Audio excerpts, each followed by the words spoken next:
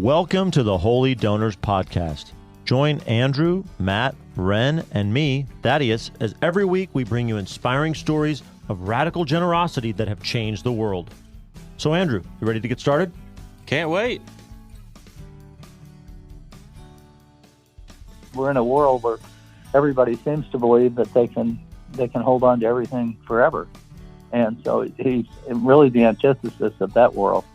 He's a guy always with his eye on another place. And that is unusual. It's really unusual right now.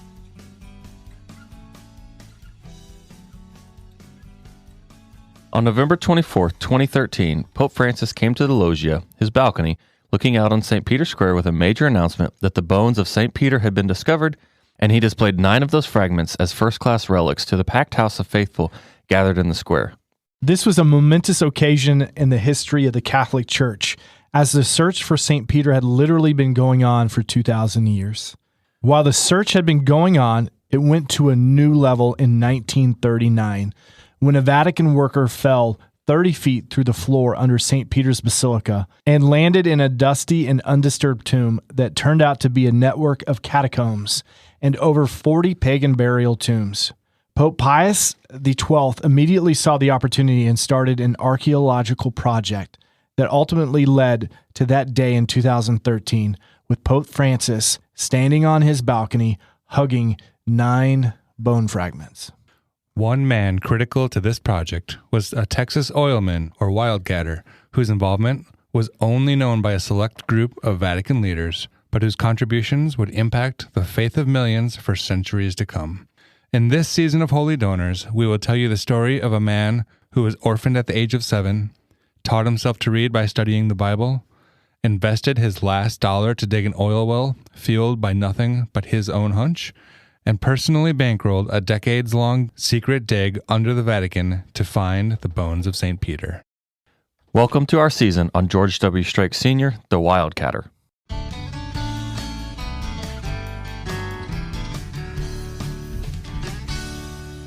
Hey, welcome back to Holy Donors, Season 4. We actually have somebody that I'm super excited to talk about, but I'm Matt. I'm Ren. And I'm Andrew. Thaddeus is gone again. So that was a great intro, everybody. Glad to be here again with you. I'm just curious, where are we going to start with the story of George Strake? George W. Strake was born on November 9th, 1894 in St. Louis, Missouri. He was the youngest of 10 children, and both of his parents, William George and Anna, passed away when he was very young. We don't have very firm records, but best we can tell is that his father died when he was 1 and his mother died when he was just 8 years old. He was raised by his 3 older sisters. The family was very poor, and George actually didn't even attend school. He didn't have access to books, and they couldn't afford to send him to school. They needed him to work. So what he ended up doing is he taught himself how to read and write by reading and studying the Bible. He couldn't afford books, but they did have a Bible, assuming so. And he taught himself how to do all of this. So during this time, what did he do for work? Yeah, so even as a very young boy, he worked as a Western Union runner. He made $10 a week, but he was, even at this very young age, he was a very holy donor, and he put 2 of those dollars into the Sunday collection basket every week.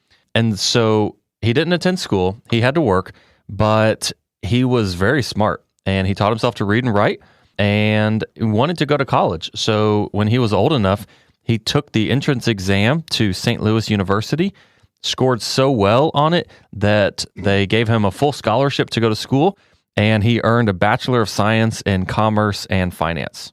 So where did this come from? He's self-taught in almost everything so far, including reading. Yeah. He's got a job. He's making pretty good money for a kid. No high school education. Takes this exam into St. Louis University, gets in on a full scholarship. Where does he get the gumption for this kind of stuff? I have no idea. We don't have any records from him when he was a little boy. You know, his parents had passed away, obviously.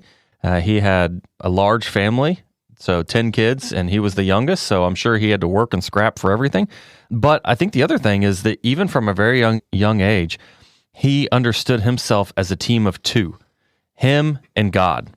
And it was really this commitment to his faith that propelled him and helped him get through all of these adventures in life. Wow. So all this, the team of 2, went to college, then what? So he graduates in 1917, And you may remember the United States was right in the middle or at the beginning of World War I. So he was drafted into the Army. He was sent to Florida, where he became a wireless instructor in the Army Air Corps. Wait, I mean, what is a wireless instructor? I can answer that. So radio was still a pretty new technology around this time, but it was critical for the armies because they're spread out. They need to communicate for things like artillery fire, communication with airplanes, and so forth. And so George was the guy who taught the pilots and the navigators and the gunners and others how to use and operate the radios in the field. He had studied finance and commerce in college, but an interesting coincidence is that there was a technical and training radio station at St. Louis University. So he may have been involved in that, we're not sure, but that may have led him to get involved with wireless in the Army. How long did he serve in the Army? He wasn't in the Army very long, just a couple of years, but he met a young lady in Florida who he was very much in love with, but she came from a very wealthy family. And George said that while he wanted to marry her, she had more money than he did, and so that was kind of a deal breaker for him. So she suggested that he move to Mexico, where he could make a fortune and then see what happens, I guess. Yeah, this is really reminiscent of John Raskob, going back to where he didn't feel worthy to ask someone to marry him until he had so much money. About the same time frame too. So I wonder if maybe this was a way of thinking at that time. I would certainly say so. I mean, it's different time, different culture, different expectations. But yeah, I would say that for the most part, any man getting married would be expectant to be able to provide for his family. And so, there was probably a little bit of ego tied into there that he wanted to be the provider and not marry somebody who he didn't have to provide for. But he went to Mexico to get a job there. I mean, was there really a fortune to be made there, or? Yes, sir. So he gets a job with Gulf Oil Company in Tampico, Mexico. And this is in 1919. And he is making $450 a month in Mexico. It seems, to today's money, it doesn't seem like a whole lot. But back then, was that comparable to what the average person made? Was that above? Was he going to make his fortune so he could marry this girl of his dreams? Yeah, this was actually quite a successful start to his career. In today's money, he's making about $7,000 a month, right? So that's pretty solid. And he's making $450 a month. The average American income in 1920 was $260 per month. So he's not quite, but almost doubling the average. Yeah, and he's a single guy living in Mexico, working for the oil companies. All of my buddies that have ever gone overseas or gone, out on the rigs to work, you don't have a lot to spend it on. So you're able to make that money, sock it away, and then come back with a tidy little fortune. And come back to Florida and marry the girl of his dreams, right? That's what you would have thought, but at some point while he's in Mexico, he met a woman named Susan Kehoe, and they got married on September 10th, 1924. Eventually, they did have 3 kids, George Jr., Georgiana, and Susan. Time out a minute. What was her name again? What's his wife's name? Susan. Susan. So 3 kids. Yeah. George Jr., named after the dad. Well, his father was William George, so there's already a George in the family. Yeah. Okay, and then Georgiana. Georgiana. Yeah. I mean, these are great names, right? We don't want to disparage any of the names. I will say that there was probably maybe a little lack of creativity in thinking of names for kids. Or maybe they just wanted to name all their kids after themselves. Maybe it was just tradition. Who knows? But they get married. And so he leaves Gulf Oil and he starts doing kind of making his own deals. He has this strategy as a wildcatter where he will buy leases. So basically what it is you find a plot of land that you think has oil underneath it. You lease that land, you get a crew together, they start drilling. And then George's strategy was if it shows that they're going to hit oil or if they even start hitting oil, he immediately goes and finds somebody to buy it and continue to operate it and make that money. So essentially, he's kind of like the middleman in this operation, but he does really well. He makes a boatload of money. He's down there for about 5 years doing this, and he's just really successful. Along at the same time, he's also still connected with the United States and what's going on, and he invests in a little company called Radio Company of America, or RCA, which eventually is the company that starts NBC, the National Broadcasting Corporation. Yeah, I wonder if his involvement being a radio operator, radio instructor during World War I is what led him to invest in RCAA. Looking back, we know it had to have been a good investment and kind of set him up well for his future. Yeah, I mean, if you invest well in the stock market, it's going to continue to pay dividends, especially a company like RCA that at one point was probably the dominant technological company in terms of wireless and even television production here in the United States. So he probably saw residual income from that investment far past the 1920s. So help me out a little bit, Andrew. We're post World War I, pre-World War II, pre-Great Depression, and he strikes oil. Mm-hmm. I mean, is making a fortune from oil. Yeah. But I mean, what are they using it for? I mean, what did oil mean at that time? Yeah, Ren, you want to take this one? Yeah, so if you think back to our John Raskob season again, this is the time that GM is taking off. So cars are spreading around the country fast, right? So that's one of the big, World War I is done, so that's not sucking up oil, but we're just not too far out from World War II, and more production, more oil use there. You're building manufacturing across the country, just all kinds of industrialization. Plus, on top of that, you've got the kerosene lamps, too, because the world hasn't turned into a world of electricity and light bulbs yet. We're still burning to create light at night. Right. That's replacing candles, in the last half of the 1800s going into the 1900s. You think about what do all these things mean for just society, right? So when you don't have to burn candles at night and you have kerosene, you can stay up later. And so people are staying up later, spending more time family. Maybe that changes how many kids families are having. What about transportation? If you don't have to move everything by barge, fueled by coal, you have trains, you have trucks, you have boats that have engines that are fueled by petroleum, by oil. You can go further and you can go cheaper. So it opens up the world in terms of transportation, in terms of commerce. And then not even to say, like, oil is not just burned for fuel. Oil is used in plastics, in a lot of industrial creation of different industrial products. You use byproducts of oil and petroleum in, literally everything today in, computer chips, and everything around you has been touched by oil in some way, shape, or form.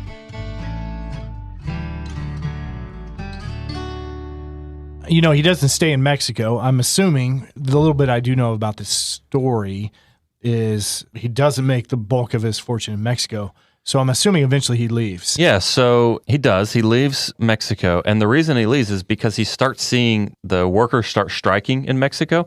And so the state actually starts coming in to take more control over the oil production process. And so Strake sees this and he says, this probably isn't good for long-term industry and my ability to make a lot of money. Honey, I think it's time to go. So they take their fortune, which is significant. He's made over $250,000 is now in his accounts that he made just from this work in Mexico. And he goes to, you want to guess? Florida. Close. Cuba. Oh. Yeah, just a hop, skip, and a jump away from Florida. So he and his wife go to Cuba, where he thinks that there's more oil and he can really build his own oil empire. So he thinks it's kind of untapped territory, so he can go there. Well, when he gets there, while he's setting up, he is an opportunist and he sees that he can maybe sell some cars. In the United States, the Model T is really taking off. Ford is making cars and selling them all over, but you can only get a Model T in one color. You want to guess what it is? Well, I know Henry Ford was famous for saying that you can get a Model T any color you want as long as it's black. That's right. So George Strake is on Cuba and he says, hey, maybe Cubans want different colored cars. So he figures out how to paint them. And so he actually starts a car dealership called the Hutmobile dealership, and he starts selling painted cars. Certainly a great product. Today, we have more colored cars than just black, right? But unfortunately, in Cuba at this time, it didn't work out. They were there for 2 years. The price of sugarcane, which is the main product of Cuba, just dropped. And so Cuba actually went into a depression before the United States in 1929 did. And so nobody was buying cars. And eventually, George told Susan they need to sell everything and move back to America before they're forced to swim back. So in oil exploration, he's already got a tolerance of risk. It seems like in this case, he set up a business well, a good business opportunity that was in demand, and yet outside factors still made his business fail. Do you think this affected his risk tolerance, or how do you think this affected him going forward? When I was looking into him a little bit, one of the things I found was that Cuba kind of humbled him. He learned that disaster is not just the result of ignorance or poor planning. It can come from something completely out of his own control, which is really an interesting thing to learn, that you can do everything you possibly can and do everything right, but still fail in your adventure. And I think this was one of those points in his life where he realized, hey, not everything's under control. Yeah, exactly. He's still operating as a team of two, and he has faith that his team will win in the end, will succeed in the end, but it's not always the direct path that he thinks it's going to be. Is this like, if you might fail either way, you may as well fail at doing the thing that has the higher potential? Interesting point. So he leaves Cuba. Yep. And they're going to move to Oregon, and he's going to give up on oil, and he's going to get into the timber trade. So he's going into his third industry now. Yes, I guess fourth industry. Let's see. We've got the radio instructor. Yeah. Then we have the oil Wildcatter. Then we have car sales, painting of new cars. Now we're going timber. Yeah, but that's kind of just a fake out because they don't go to Oregon. They end up going to Texas, which, why wouldn't they, right? What's not to love about Texas? Of course, from the Texas homeboy over here. So right before they leave, Susan's mother gets very ill. And so she lives in Houston. So they move near Houston. They move to Houston so that Susan can be available to take care of her mother when she needs to. And so that's what they do. They leave Cuba, they sell everything, they move to Texas, they relocate. And now George is trying to figure out what he's going to do. So he fails in Cuba. He's on his way to Oregon. His mother-in-law gets sick. He comes back to Texas. And he's sitting there trying to figure out, what do I do next? What's his next move? Yeah, well, he's still in love with oil. He made a lot of money in Mexico doing that. That was his plan. He wanted to have a $50 million oil empire in Cuba. That didn't work out, but he still loves it and he wants to do it. So he ends up in Houston, and like he was just self-taught when he was younger, he did the same thing. He starts going to the library. He's checking out books on how to drill wells. When he was in Mexico, he was kind of the middleman. He didn't have to assemble the team. There was always already this infrastructure there for crews to come in and dig and do the research, but he was a lot more independent in Texas. At the same time, he loved to hunt, he loved to fish, he loved to hike, and so he would regularly go exploring around the woods around Conroe, which, if you don't know Texas, Conroe is about 30 miles north of Houston. So at the time, it was not much to Conroe. It was a pretty small town. Not a lot going on there. I think that before this all started, they had about 2,500 people living in Conroe. But he finds that this is a pretty peaceful spot. And also, the other thing is that they discovered Spindletop, which is an oil well out in East Texas around Beaumont area, around 1913, I believe. So they know that there's oil in East Texas. So, he's kind of got a clue that there's oil there, but he loves to hunt. And also, he's had this experience in Mexico where he's seen what geologic features to look for. So he's walking around Conroe, he's doing some hunting, he's doing some fishing, and he starts seeing this formation, and he starts seeing these signs that maybe there might be oil there. What kind of signs was he seeing? What caught his eye? Yeah, so there were really three different things, two involving the water and one involving the stone. So number one, he noticed that the streams weren't flowing the right direction. They were flowing from southwest to northeast, whereas most streams flow from northwest down to southeast. And so that was one, kind of makes you think that, all right, is there a depression underground or are there caverns underground that's drawing the water in the wrong direction?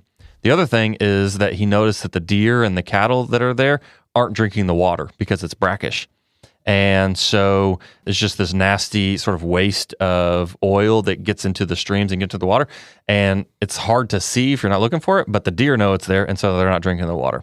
And then the third thing that he really finds that kind of seals the deal for him is this special kind of rock formation that he's seen in Mexico. It's called the Lagarto Reynosa Geologic Formation. And he sees this in this creek bed in Conroe, which they'd already done some oil exploration in Conroe, but it was on the west side of Conroe and he was on the east side. But he sees this geologic formation and he is convinced with those three things the streams going the wrong way, the brackish water, and the Lagardo-Reynoso geologic formation, that there's got to be oil in them hills. So kind of like Beverly Hillbillies, right? Where they shoot, a shotgun into the ground and the oil. Well, listen spews to up. a tale of a man named Ted, a poor mountaineer, barely sustainably fed. Then one day he was shooting at some coon, and up from the ground came a bubbling crude oil, that is Texas gold. That's pretty good, huh? That was pretty good. Good job there, Andrew. Okay, good. But so he was a wildcatter at this point in time. So was he planning on doing the same thing, which is, finding it, drilling it a little bit, and selling it out to somebody else? Excellent question. So he's reading up on some library books, but he probably still doesn't feel totally confident to just go build a rig and drill 5,000 feet under the ground. So he's looking for some partners. There's a lot of oil companies in Texas already, and he just needs one of them to give him some money. Well, do they give him some money? No. And down to his last dollar, turned down by 8 different oil companies, George, at this point, is desperately trying to make something happen. After some time in prayer and wondering what to do next, he asks his wife to do something crazy. I don't know if I like where this is going, but what is this crazy thing that he asks his wife to do? You'll have to wait till next episode. Oh, man. Okay. Can you wait?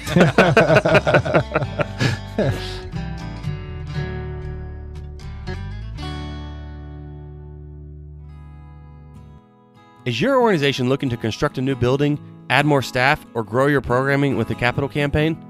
Let Petrus Development guide you through this transformative journey. As a Teach to Fish organization, we empower you not only for today, but for a sustainable future. Our services include comprehensive campaign preparation and management. We'll craft your campaign's identity, plan events, and design compelling materials. Plus, we assist with major gift solicitations, identifying key donors, and coaching your team for success. But it doesn't stop there. We'll help you wrap up your campaign seamlessly, ensuring pledge fulfillment and effective stewardship. We'll even guide your transition into an increased annual fund, ensuring your success doesn't just end with the campaign. At Petrus Development, we're not just consultants. We're partners in your mission. Let's create something extraordinary together. Are you ready to make your dreams a reality? Sign up for a free 30-minute consultation to explore how Petrus Development's campaign services can elevate your organization. Discover the difference at petrusdevelopment.com/campaign. Your dream of impact awaits. Let's make it a reality together. Visit petrusdevelopment.com/campaign.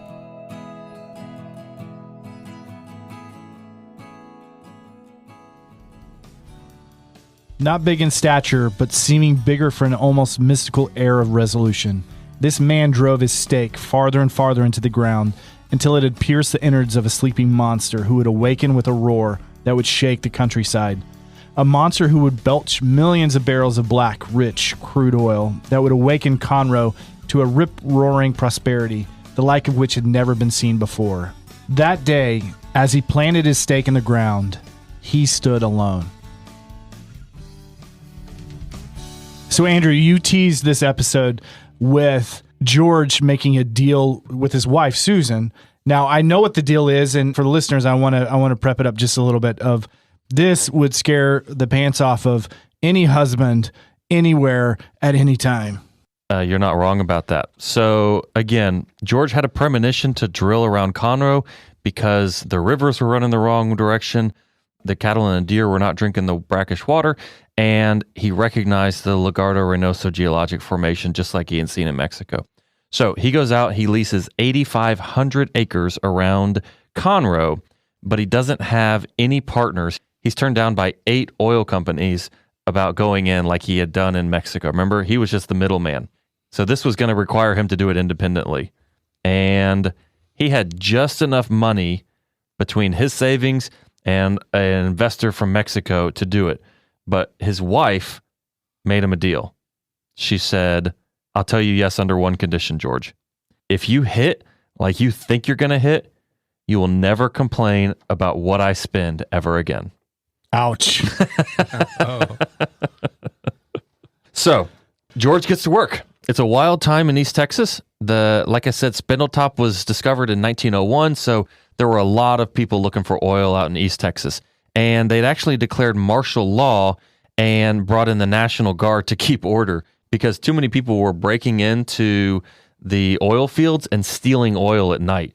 So George spends months assembling a team and spends months assembling a rig. His whole idea is that they have to drill deeper than 5,000 feet, which was basically like as deep as oil companies were drilling up to that point. But I mean, this was extreme. This was what you're saying is this is beyond what they've ever done before. Correct. And they needed a special kind of rig, and they needed a special kind of oil well. And the one that they needed actually had 3 boilers, which propelled the drill. And each of these boilers weighed 30,000 pounds. But in order to get them to where they needed, they had to go over, there was a single bridge they had to cross that had a 5,000 pound limit. So George and his buddy ended up sitting under the bridge one day and one night waiting for a loaded down cotton truck to drive across, because a cotton truck loaded down was about 20,000 pounds. So the first time one goes across, it rattles the bridge. You know, they're literally like hanging out under the bridge, the whole thing's shaking. It gets across, and his buddy looks at George and says, well, it made it. And George says, all right, let's do this. So they go and they... Many stories of my childhood started out that way. Yeah. So they load up the boilers and they take him across in the middle of the night at 2 a.m. so the police wouldn't pull him over and stop him. He also needed a special kind of driller, because drilling this deep needed somebody who was really skilled. So as stories go, there was a guy named Harvey Lee, but George didn't know where to find him. So he literally drove from camp to camp asking about Harvey Lee. Finally, somebody pointed him to this trailer. He goes up and there's a woman there, and he says, I'm looking for Harvey Lee. Do you know where he is? And what do you think her response is? Who's asking? You answered that pretty quick, Matt. Like I said, a lot of stories from my childhood. So George says, it's me, George Strake. I'm trying to drill a well. I think we were going to make a lot of money, and I need Harvey. So, of course, she says, oh, yeah, he's in the trailer. Come on out, Harvey. So they get a team together, and they start assembling the rig. But they are operating on the cheap, right? This is like all of George's life savings. And so they have to burn wood instead of burning coal, because burning that builds up enough steam in the boilers and it powers the drill. But there was another problem. It actually wasn't burning hot enough, because at some point in there, a forest ranger had come out and said, hey guys, if you're going to be burning wood, you need to put these filters on top of the smokestacks to keep the forest from burning down. But it wasn't burning hot enough.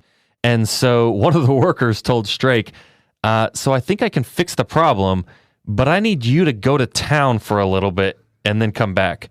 So Strake says, okay. So he goes to town, he comes back, and everything's working much better. And George said, what happened? He said, well, take a look. And he had fired a shotgun through the filters to open them up to let enough air come in so they could run the boilers at a higher temperature. But even with the filters, so the filters were there to protect the forest, even with the filters, they were constantly lighting the forest on fire with sparks coming out of the fire, out of the boilers.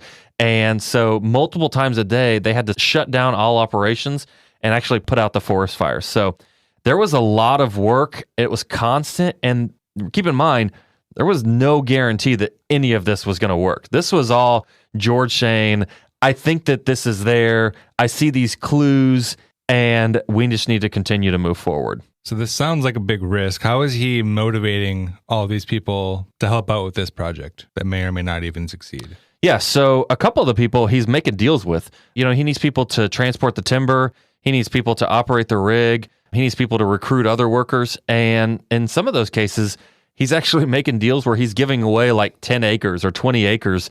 And so it's almost like equity in the dig. So if it hits, then they'll get rich. And we'll tell you the story later, but suffice it to say, George Strake makes a lot of people really rich by giving away 10 and 20 acres at a time. Which is a smart way to do it, because he didn't have a whole lot of money to begin with. Correct. So if he were to pay people off, that's a higher expense. He didn't have the money to do it. So he would start shaving off this equity in order to bring people in, where he would lose less on the downside, but also have to give quite a bit away on the upside. Yeah. And I think if you look at the timing, this might be a buyer's market for somebody who's looking for lots of people to help them potentially strike it rich, right? This is the Great Depression. Yeah. When you've got lots of people out of work, and they'll take a risk on, I'll take a share of land and put in my sweat equity here. So it's kind of funny. Other companies have used this technique as well, a lot of startups. And there's this pretty popular story about Facebook when it was getting started. they wanted somebody to come in and paint a mural in their offices. And so they found this guy in Los Angeles, and he said, well, yeah, I'll paint you a mural, but I don't want you to pay me. I want equity in the company. And so they ended up giving him like a fraction of a share in exchange. And I mean, we all know Facebook, one of the most highly valued companies in the world. That guy made a lot of money for painting that mural. Oh, yeah. So same thing with these folks that George is recruiting. So December 13th, 1931, which is a Sunday, is a big day. Strake is attending Mass at Sacred Heart in Conroe, and one of the roustabouts comes and gives Strake a very important message. We've hit a gusher, he said. Strake's response is, I'll be out when Mass is over. And that's just the way he is. God put all that oil and gas down there for all those years. He thought it could wait until after Mass. So December 13th, George Strake, number 1, oil well hits. And actually, according to the history of Sacred Heart Parish, Strake donated most of the money to build a new church after he made it rich. But that was just the way he is. This story about him being at Mass, and this is what he's been working for months and really for years. It hits, and he doesn't immediately jump up and run out to it. He says, hold on, I'll be there when Mass is over. The oil can wait. That had to be hard. I mean, if you sunk everything you have, all your hopes and dreams are in there, and someone says, hey, by the way, everything you ever wanted and dreamed about is come true. Yeah. Oh gosh. I think it really shines a bright light on how important Mass and, that second person in his life that he depended upon, which was his faith, which was God. Yeah. I think that's really an interesting story that points to how important he was to George Strake. Totally. So did word spread pretty quickly about this strike? Yes. So in 30 days of December 13th, the population of Conroe went from 2,500 people to over 15,000 people, with people flocking to Conroe, looking for work and trying to get in on the oil action. George leased 8,500 acres. So he basically had the entire plot to himself and these pieces that he carved up, but that didn't stop people from trying to get in on it. And, we're talking about martial law. I'm sure there was a lot of shenanigans going on at this time. But he continues. So they start a second well. June 5th, 1932, George W. Strake number 2 hit and immediately begins producing over 10,000 barrels a day. I don't know a lot about oil, but that seems like a lot to me. That is a lot of oil. I'm from Oklahoma. This is kind of a way of life for a lot of us here. And I know a lot of people that are in the oil business, either at small levels or large levels. A lot of small operators, when I say small, I'm talking, private investment.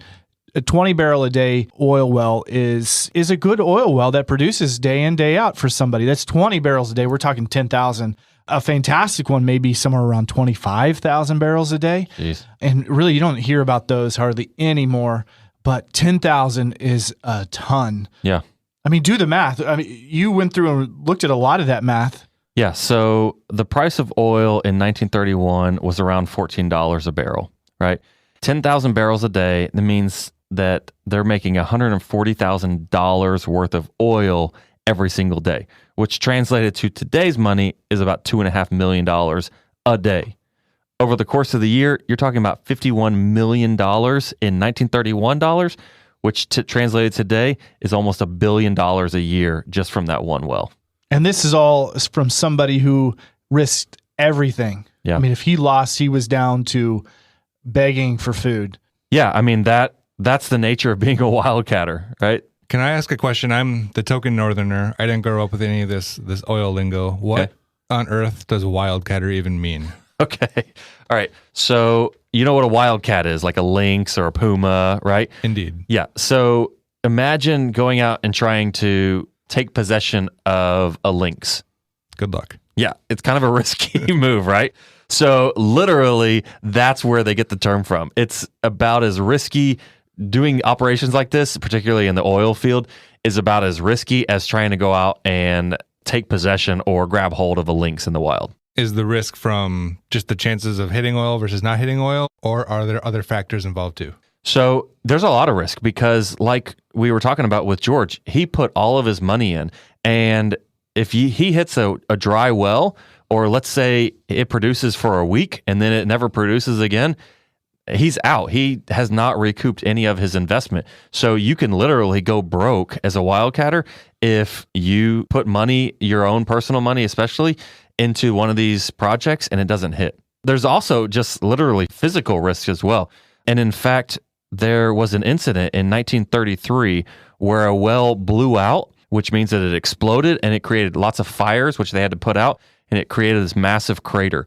And so the only way to put out the fire, the oil was literally burning, is Strake brought in this guy, H. John Eastman, and he drilled the first directional well in Gulf Coast history. So what that means is instead of drilling straight down like you would in a typical well, he actually drilled at an angle from a couple of plots over and into that well. And so they were able to close off the part that was burning and then send the well out this directional pipe, which incidentally, that's the same technology they use today in fracking, which has allowed the oil industry to be able to harvest oil in other places around the country, in the north, especially in the Dakotas, other places in Texas that they thought previously they weren't going to be able to get oil out of.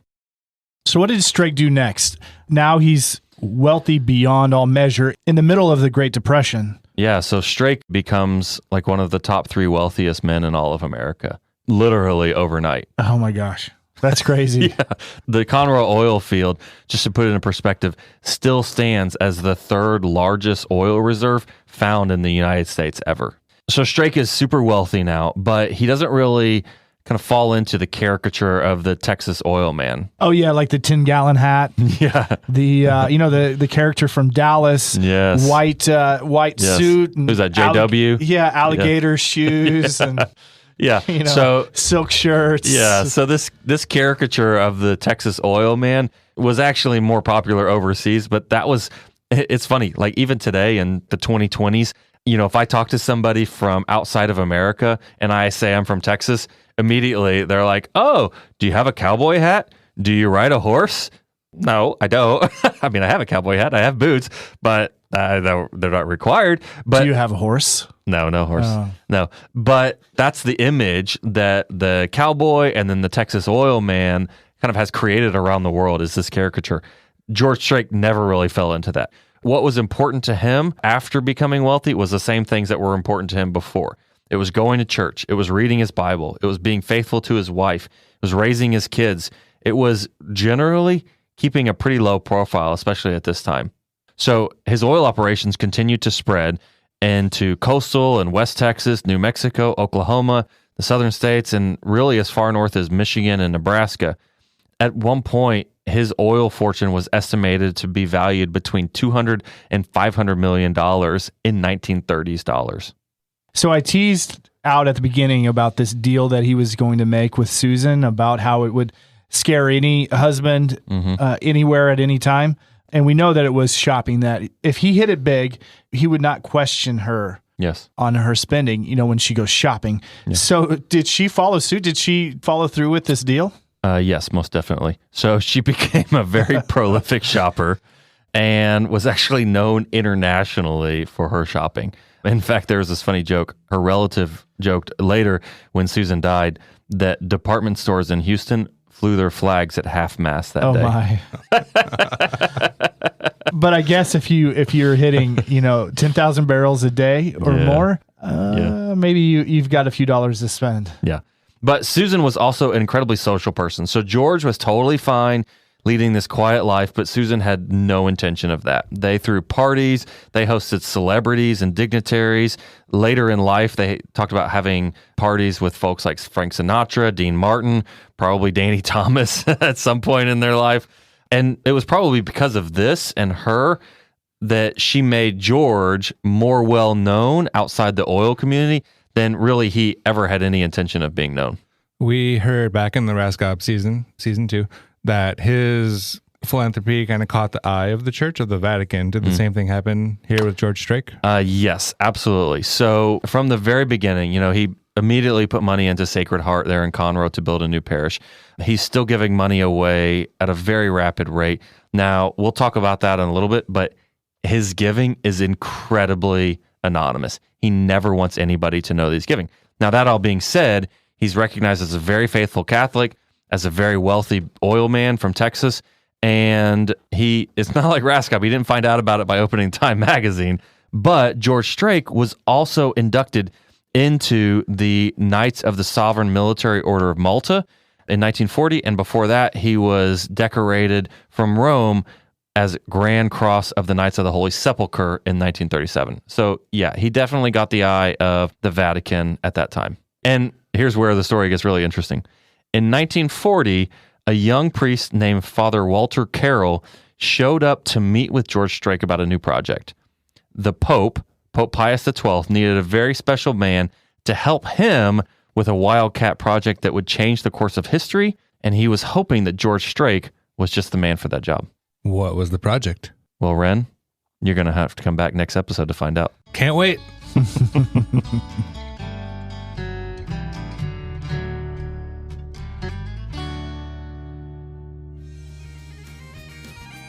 Want to learn how to give a great toast and mix the perfect liturgically correct drink? Want to hear about fascinating saints, from the popular to the obscure, and the cocktails that remind us of them? My name is Mike Foley. Join me and my wife Alexandra on the Drinking with the Saints podcast. 1 part Bartender's Guide, 1 part Lives of the Saints, shaken well and garnished with good cheer.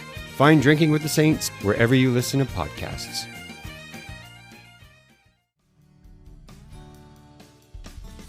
How would you like to go to a guy and say, look, we've got this project. It's completely secret. Nobody will ever know you were involved in any way. It may fail. And by the way, I have to tell you, it failed twice before in 1524 and 1540. But we'd like you to put an unlimited amount of money into the project if you would.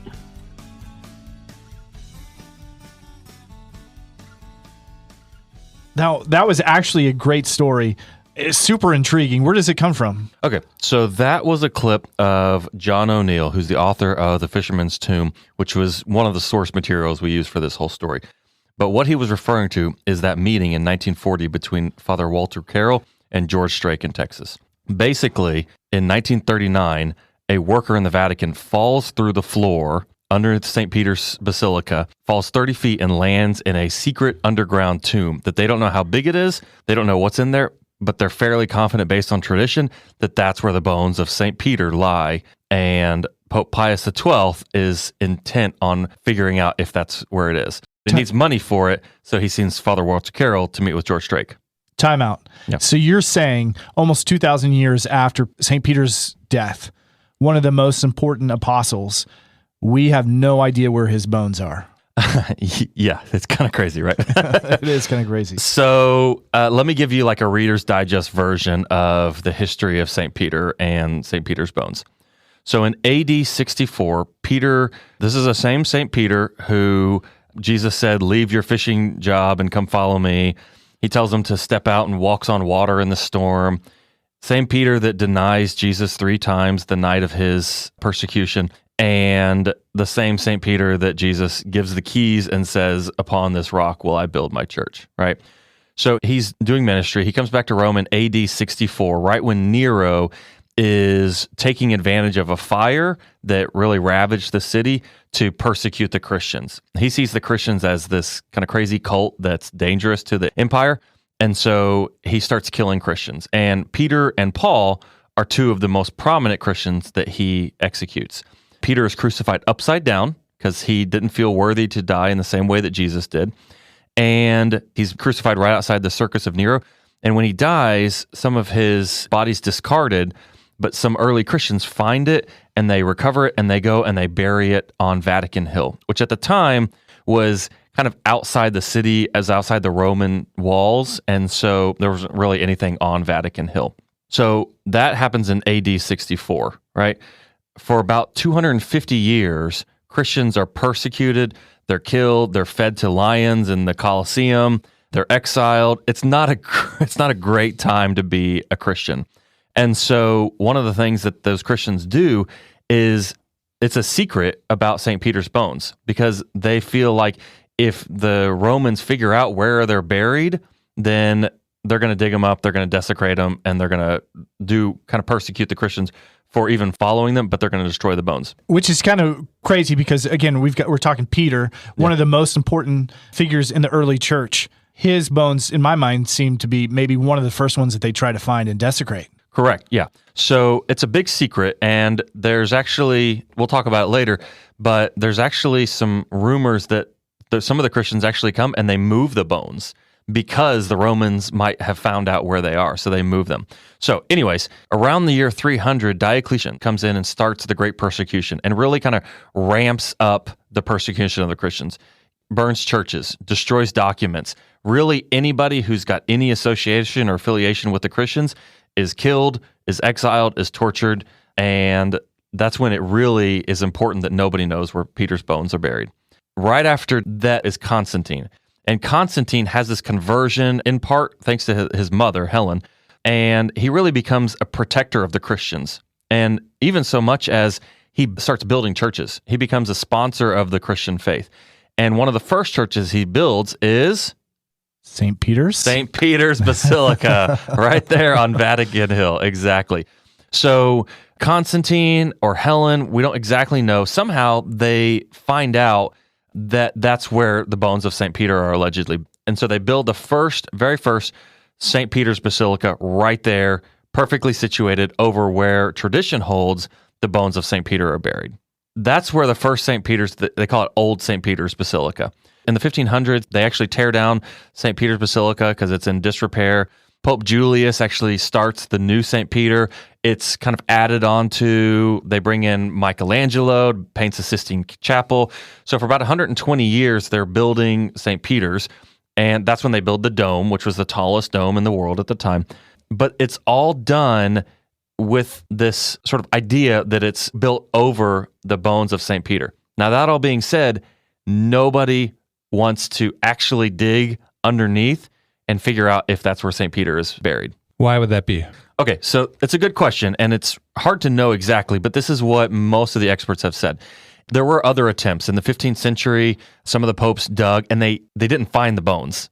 So some of the popes and some of the Christians and some of the leaders felt like if we keep trying this and we keep coming up dry, eventually this is going to have kind of the reverse effect of what we want, right? It kind of go back to Strake.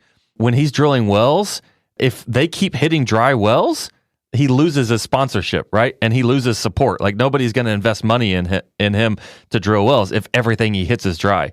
And so the fact that it happens a couple of times in the 15th century, they say, maybe we need to stop digging for St. Peter's bones and just sort of keep with tradition that they're there, build the church, tell the faithful this is where Peter is buried, and everybody is none the wiser if we're right or we're wrong. But you're saying, even though they dug and came up dry wells, so to speak, or dry tombs, they couldn't find Peter when they dug in the 1500s. What you were saying earlier is a gentleman in 39 fell through the floor into something. Yeah. So in 1939, Pope Pius XI dies, and his wish is to be buried underneath the altar of St. Peter. And so they're starting to go in and they're preparing for a tomb. And while they're digging, a worker falls through the floor, falls 30 feet, and lands in this giant, cavernous, underground crypt. They call it the necropolis. That sounds like a scene straight out of Indiana Jones. It does, doesn't it? Yeah, he falls down, and then a giant boulder is unleashed and starts coming down. And then he dives out of the way, and then arrows shoot out from either side. Yeah, I love it. Yeah, so he falls under, and now Pope Pius XII, who's the living pope at the time, he has to figure out, what do we do with this information? Do we keep digging, or do we cover it up and do what popes before had previously done? So Pope Pius XII is a lover of history, kind of like myself, right? And he isn't really okay with not knowing, but there's like a massive clause to this. He doesn't actually want anybody else to know that they're digging and they may have found this.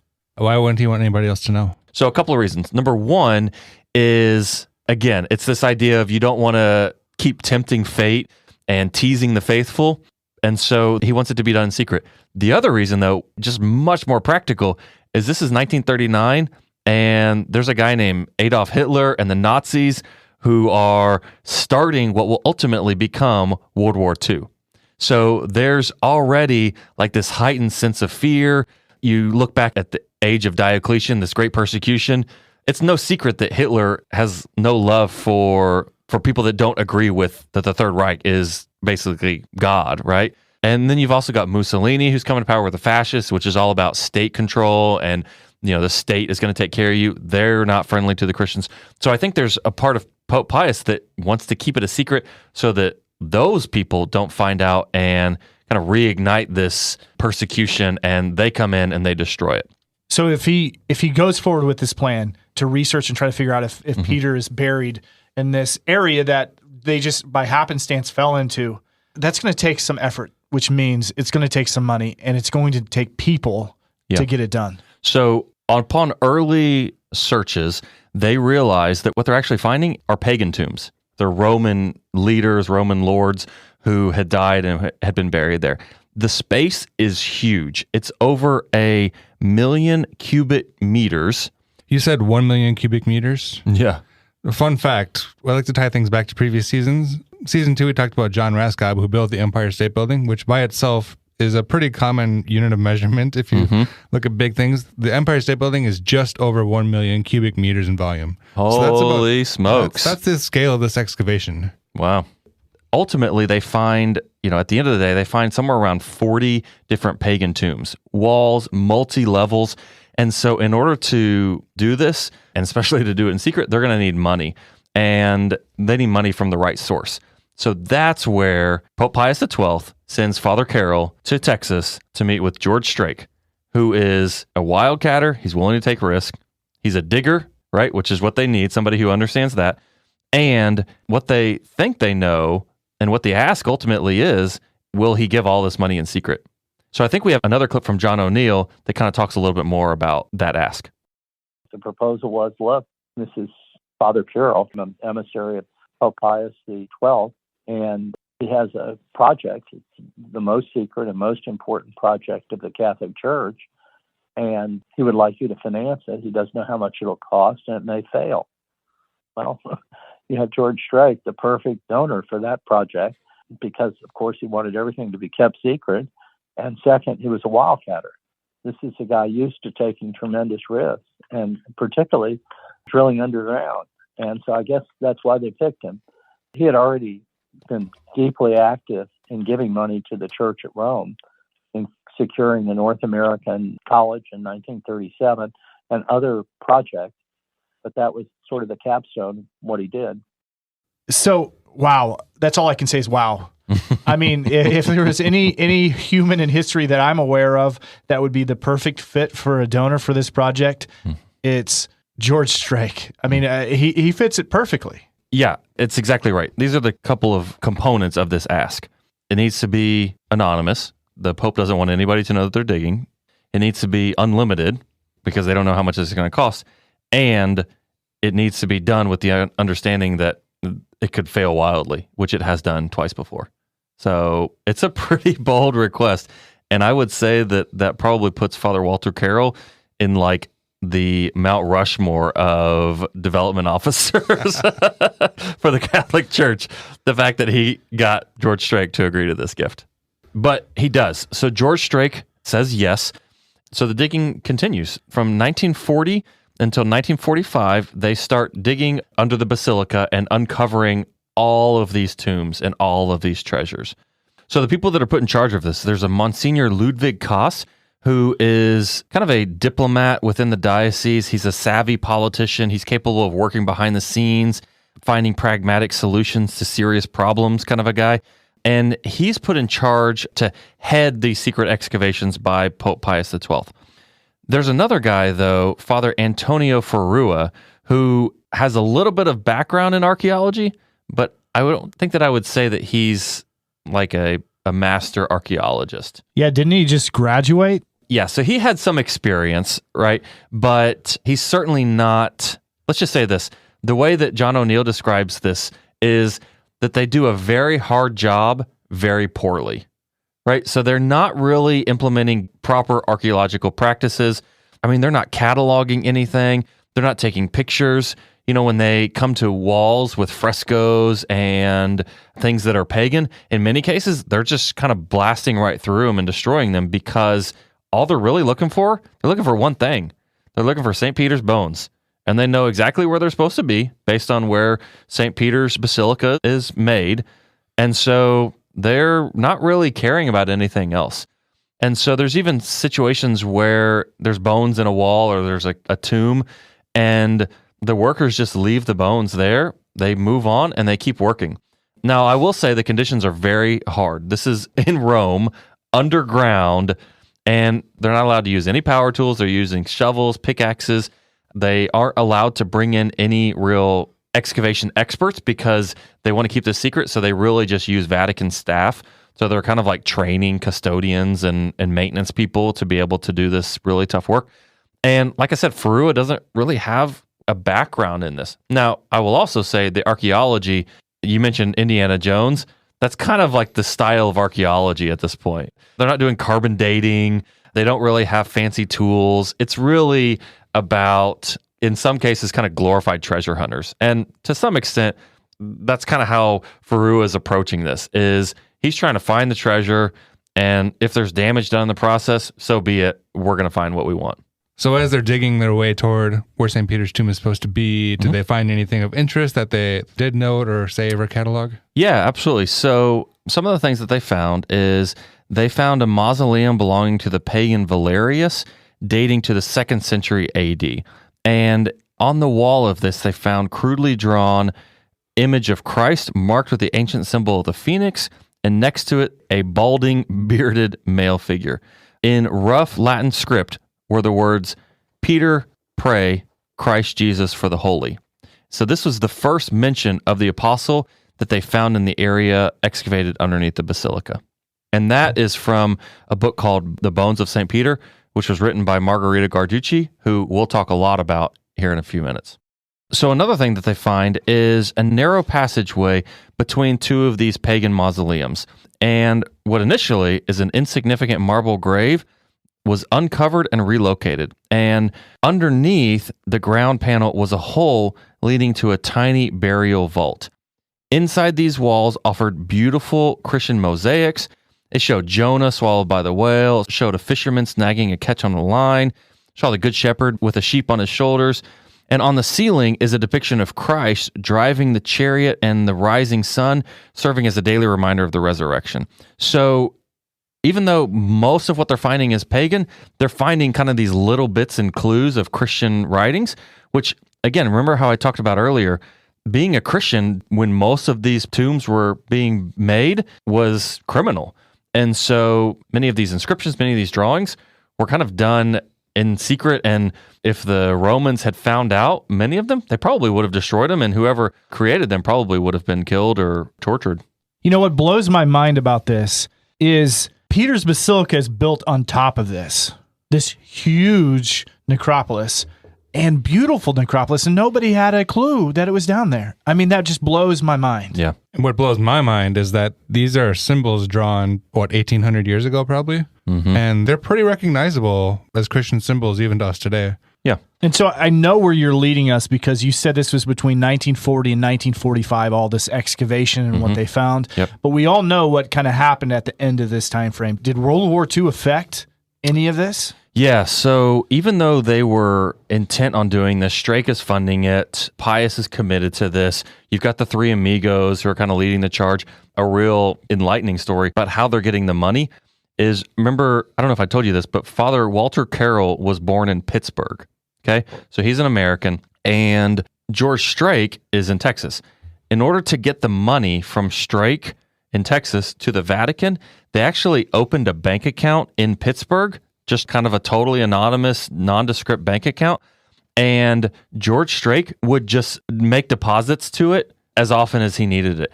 So Father Carroll would actually make the withdrawals from that Pittsburgh bank, take them to the Vatican, and then use that money to pay for the excavation. So it's not like today where Strake could just Venmo Pope Pius, right? Or, you know, there wasn't online giving back in the 1930s and 1940s.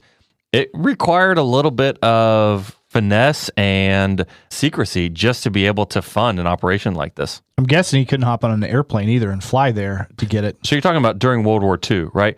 So that's the other point that I want to make, though, is that even though they're all focused on this project, there's a war going on, and there's a lot of other things that are keeping the attention of the Vatican leaders and everybody else involved.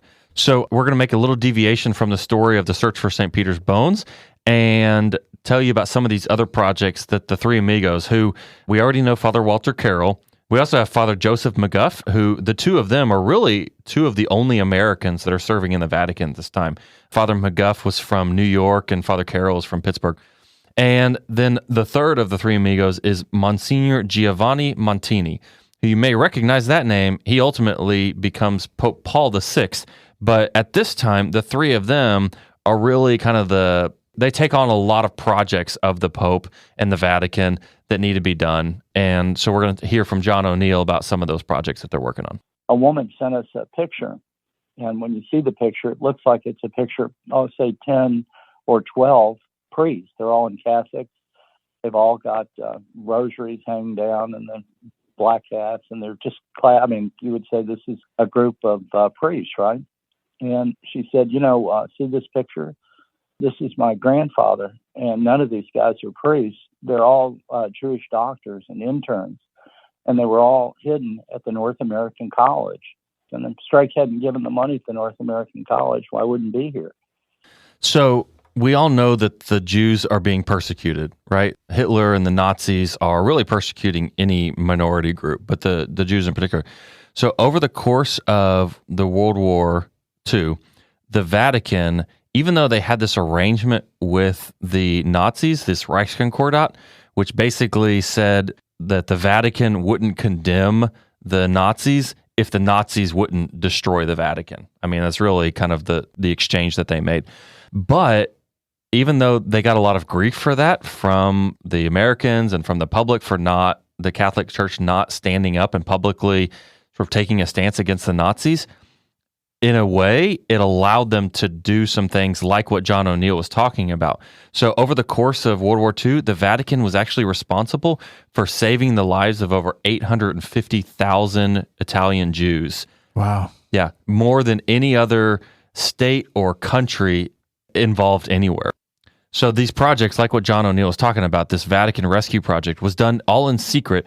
And a Jewish newspaper later after the war actually described it as one of the greatest manifestations of humanitarianism in the 20th century. So think like the U.S., the Underground Railroad, how they kind of had these points set up throughout America and in Canada to get runaway slaves away and to safety. It was very similar. The Vatican was responsible for saving the lives of over 850,000 Italian Jews. And they used programs like what he was talking about, the North American College, where they had the Jews dressed up like priests. They also had this Casa San Giovanni, which Strake purchased for the Vatican because of his relationship with Montini and Carroll. He purchased this area, and it served as an escape route for Jews and downed Allied pilots. So what this was kind of this vast farmland, and they had sheep and they had animals and they had shepherds on there. And so what they actually would do is they would take the Jews or the downed Allied pilots, and they would sort of funnel them through Casa San Giovanni and dress them up as shepherds. It's kind of remarkable. And then the other thing, going back to our project, is they actually used the necropolis as a hiding place for Jews and for Allied pilots during World War II. Because of this agreement that they had, the Nazis never really entered the Vatican, and so it was almost like if they could get these persecuted people or these people under attack into the Vatican, they could hide them in the necropolis, and then they could sort of funnel them out through the North American College dressed as priests, through Casa San Giovanni dressed as shepherds. I mean, the whole thing is kind of amazing, and it's crazy how all of these people that we're talking about had a role in this, and it's all happening at the same time that World War II is going on, and they're trying to dig for St. Peter's bones. One other thing that I'll talk about is the election of 1948. So in 1943, Eisenhower officially announces the surrender of Mussolini and the Italians. So they're kind of out of the war after 1943. But the communists see Italy as a place where they can establish a foothold in Europe. So remember, you had these fascists who, Italy was run by the fascists. So the communists felt like maybe this is a way for us to get in to the government and to really have the people of Italy embrace communism. So in 1948, they are electing the first parliament of the Italian Republic. The communists had just taken over in Czechoslovakia in 1948. And so it almost became, you talk about the Cold War, how you have the U.S. and the Soviets kind of using these other countries to fight a war. This was like pre-Cold War, but this is trying to stop communism in Italy. And a couple of things that the Catholic Church was involved with is in 1946 and 1948, they started what's called the Italian Parish Church Project. And Strake is actually a funder of this as well. I'm telling you, this guy puts money into everything. When he wrote a blank check, he really wrote a blank check, right? Exactly. Is that what you're saying? Yeah, exactly. Over the course of those 2 years, they built 38 family-oriented Catholic churches in Rome and throughout Italy, really to counteract the communists. The linchpin of this was San Filippo Neri in Garbatello, which is a neighborhood in Rome. But there's this phrase, it's kind of like a bellwether county. As Garbatello goes, so goes Italy. They really felt like Garbatello was representative of the rest of the country. And so San Filippo Neri is an example of this idea of if people have somewhere to go and build community that's not sponsored by the state, which, previous to this was fascist, and now they're trying to create communists, then maybe they will resist and sort of embrace this idea of we need to watch out for each other, and we need to protect each other, and we need to come together as a community and fight off the communists and fight off, other future fascists. And so in 1948, they're victorious. They win by a landslide, actually. But it was some of these projects that were funded by Strake, that were presented by the church, that were really kind of pivotal in the rest of the history, because you can imagine the communists, they have Czechoslovakia, but they're trying to get into Italy. If the Italian government had gone communist, that would have been like a major foothold into the rest of Europe and would have put a lot of pressure on England and France and Germany, Switzerland, all of these places that were able to remain democratic in nature and resist the communists and kind of keep the communists kind of restricted to the Soviet Union and the countries around there. Like a big wall. Yeah, exactly. So these are amazing humanitarian projects, but Right. We're doing a podcast, of course, about finding Peter's bones. We haven't found Right. them yet. Yeah. When do they go back and start the search again? Great question. And they never really stopped the search. They just had these other things that they were doing in addition to them.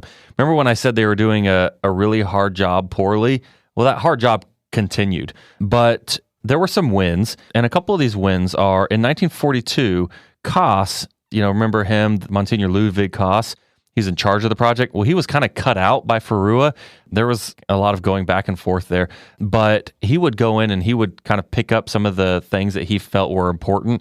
And one of these things he picked up was this kind of pile of bones underneath this wall with a bunch of inscriptions, put it into a box and saved it for later. But the big win of the 1940s is that in 1950, Father Ferrua actually presents Pope Pius XII with the announcement that they found St. Peter's bones. They found them in this tomb and in this mausoleum, not exactly where they thought they were going to be, but close by.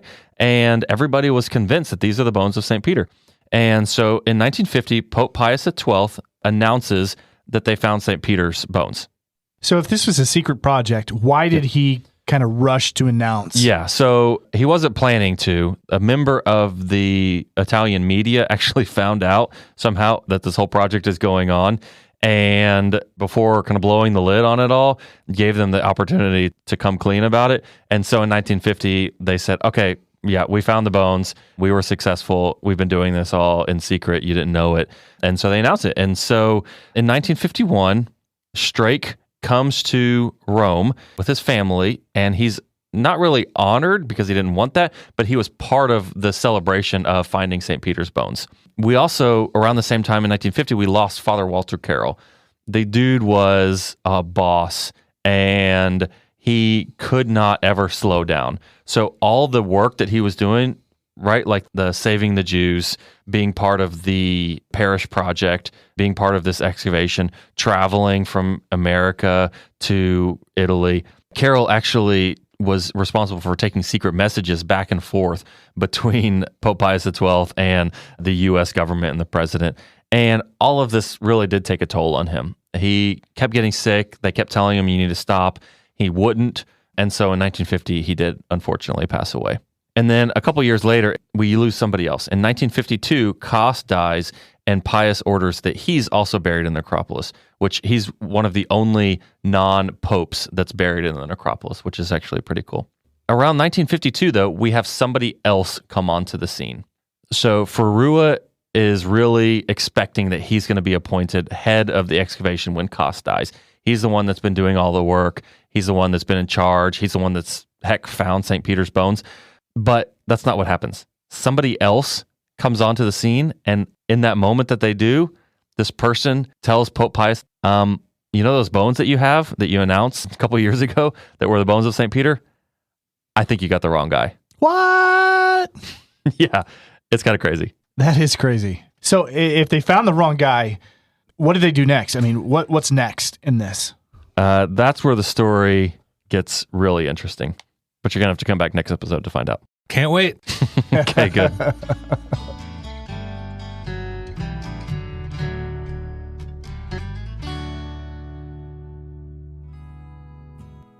This conference is well worth the entire experience, especially for the faithful looking to build the body of Christ. That's what one ministry director said after attending the Petrus Development's RAISE conference in 2023.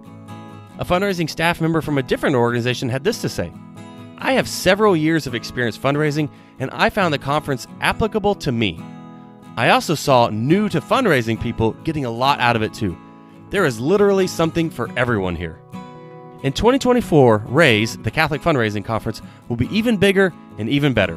Join us on the Riverwalk in San Antonio, Texas, June 24 through 26, 2024. RAISE 24 will feature outstanding speakers, great networking opportunities, and an authentically Catholic conference experience. Registration is open now. Learn more at petrusdevelopment.com/raise24. That's petrusdevelopment.com/raise24.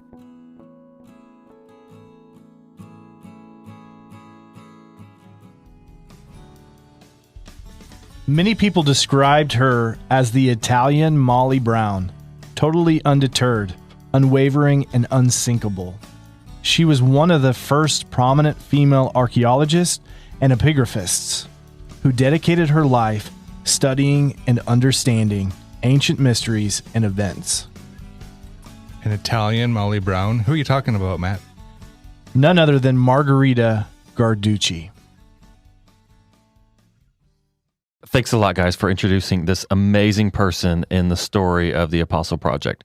Margherita Garducci is, I think that calling her the Italian unsinkable Molly Brown is kind of perfect. She just epitomizes this role of, I'm not really interested in all the stuff around it. I just want the truth. I have no agenda. I have no bias. Just give me the facts or give me the direction, and I'm going to drive this train until I can figure out what the truth is. And so that's really what she does. So we ended last episode talking about who replaces Cos as the head of the excavation. Well, now you know, it's Margherita Garducci. So this is kind of shocking because I think everybody would think that Ferrua would be the next one in line. Yeah, and I get the impression that Ferrua thought the same thing. So Garducci is an expert in the field of epigraphy. So you're probably wondering what the heck epigraphy is, right? What is that? Yeah. So I think Ren he's got this on lock. Definitely. So epigraphy is the study of inscriptions or epigraphs as writing. So it's basically the decoding of things like graphemes and hieroglyphs and their use according to the dates and the cultural context in which they were, put wherever they are, to help understand both what the writing is about and the people who did the writing. And so Garducci established herself as an authority in this field by deciphering something called the Gortin Code, which is this huge wall full of legal codes on the island of Crete. So one of my favorite authors is Dan Brown, and this is really starting to sound... Favorite author? Yeah, one of my favorite authors, is Dan Brown. Oh, wow. Hey. I just learned a lot about you, Matt. Oh, man. I'm just joking. So, but this reminds me of that, like the story behind that. Dan Brown could almost write a book about what she does for a living. Yes, this is pretty fascinating stuff. In order to be a epigraphist, you have to be like part archaeologist, right? Part digger. You have to be part detective, and you have to be really willing to go where the information leads you and figure out what these codes mean. Yeah, and I think your reference to the Da Vinci Code is pretty spot on. But that's how Garducci kind of establishes herself, is this work that she does in Greece and really becoming an authority on inscriptions and epigraphy. Now, one interesting note that Garducci is not Catholic at this time. We don't know if she had some earlier connection to Catholicism, but she's certainly not practicing. And so you got to wonder kind of how she gets this job. There's an interesting quote that John O'Neill shared with us that George Strake was still advising on the project, right? He still knew Pope Paul VI, and Pope Paul VI's family actually knew Garducci. And so Pope Paul may have actually gone to George and said, George, I've got this problem. This person left. I need the best person for the job. And George Strake says, well, then you got to go find the best person. Kind of like he did with Eastman. Remember we had to drill the diagonal drill to solve that fire? It's kind of the same thing. You got to go find the right person, find the best person for the job. And Pope Paul probably was like, well, it's a woman and she's not a Catholic. And Strake, to his credit, was probably, well, you got to get the right person. Doesn't matter if that's the right person. And so anyways, all of this kind of goes together to really almost kind of put Farua in my mind, Farua gets a lot of grief, right? But in my mind, he kind of is in a no-win situation, right? Like he's been working on this project. He doesn't think he's been doing a bad job. He's been, setting up to take the lead on it. And then, somebody else is picked, and it's not even somebody from the Vatican. It's not a man, which in his mind is, kind of a big problem. And it's not a Catholic. And so, does he fight it? And is he upset about it? Yeah, absolutely. But in some regard, like, I'd almost be more shocked if he like welcomed her with open arms and, says, hey, I'm glad to have a new boss. So anyways. I wonder if there was a piece of it too, that she came in and said he didn't find it, but he had thought himself, they're already found. Why are we bringing somebody else in now? Yeah. I've already found him. Right, exactly. That's a good point. He probably also feels a little threatened, though, that she's going to come in and, say, you didn't get it right. Which, spoiler alert, that's what happens. First thing she does is she kind of shuts down all the digging that's going on and says, look, things have not been done correctly. Nothing's been cataloged. Photographs have not been taken. Everything that's in here, this all needs to either come out or be assigned to, if it's not movable, it needs to be put in the right place. And we need to get documentation about this because that wasn't really happening. Koss was trying to, but Farua was really just like laser focused on, we got to find the bones, and everything in his way was just insignificant in some ways. So everything slows down, and then Garducci basically just starts cataloging and studying everything. And she also brings in somebody who's really important to the process, Professor Venerando Correnti of the University of Palermo, who is an expert in the field of anthropometry. You guys know what that is, right? I have no idea. Okay. So it's a systematic measurement of the physical properties of the human body. So, you probably think, all right, well, what good is that? It's really important in the areas now of clothing design, ergonomics, and even architecture. So how does the body work? How does the body fit together?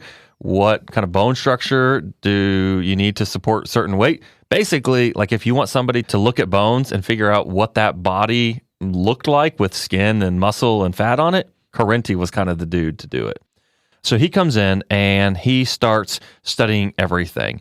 And in 1956, at the request of Pope Pius XII, he starts looking at these bones that Farua said are St. Peter's bones. Let's call these the red wall bones because that's what they were found in the red wall.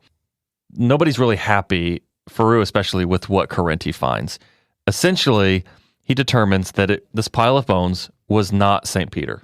The reason that he figures out it's not St. Peter is because it's actually the bones of 4 different individuals. It's 2 men in their 50s, it's a man in his 40s, and it's an elderly woman in her 70s. Holy moly.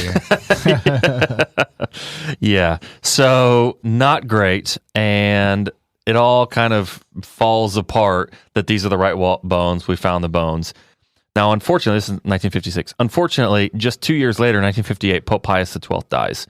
And I think this is really tragic because like he's been focused on this for essentially his entire papacy, and he dies not knowing that the work was complete. So the work does continue, though. Garducci's in charge, but at this point, she doesn't really have any strong allies, right? Like Father Carroll's dead, Koss died, McGuff is gone, Montini is now the Archbishop of Milan. Strake is still involved. He's still funding it, but he's in America, and he comes over every 2 or 3 years. It's not really like she's got a lot of allies. But she's the Italian unsinkable Molly Brown. She just continues. She's going to keep focusing on the study regardless of who's helping her out. So that's 1958. In 1962, Garducci presents some other bones to Professor Correnti with the idea that maybe these are St. Peter. So why did she think these are the bones, and what bones were they? So remember how Koss found this small pile of bones underneath in a little niche underneath a wall with a number of inscriptions? That's right. So Garducci, when she comes in, she kind of focuses in on that wall, which ultimately is called the graffiti wall because it's got a lot of inscriptions on it over the centuries. But there's an inscription on there that is really important to her, and it's after she figures out the code, right? Because it's not just written out in plain English or even plain Latin, but she figures out, and it says, Peter is here. And immediately under that inscription on the ground is where these bones were found, where Koss finds them. And so Garducci takes these bones, gives them to Correnti, who's this expert on bones at this time, and says, can you study these and figure out if these are St. Peter's bones? And maybe just, can you study these and figure out whose they are? So that's what Correnti does. So he starts studying the bones, and this is in 1962. 1963, Montini, remember one of the three amigos, is elected Pope Paul VI. So now he's back in charge, or he's back, in the papacy. Garducci has that ally again.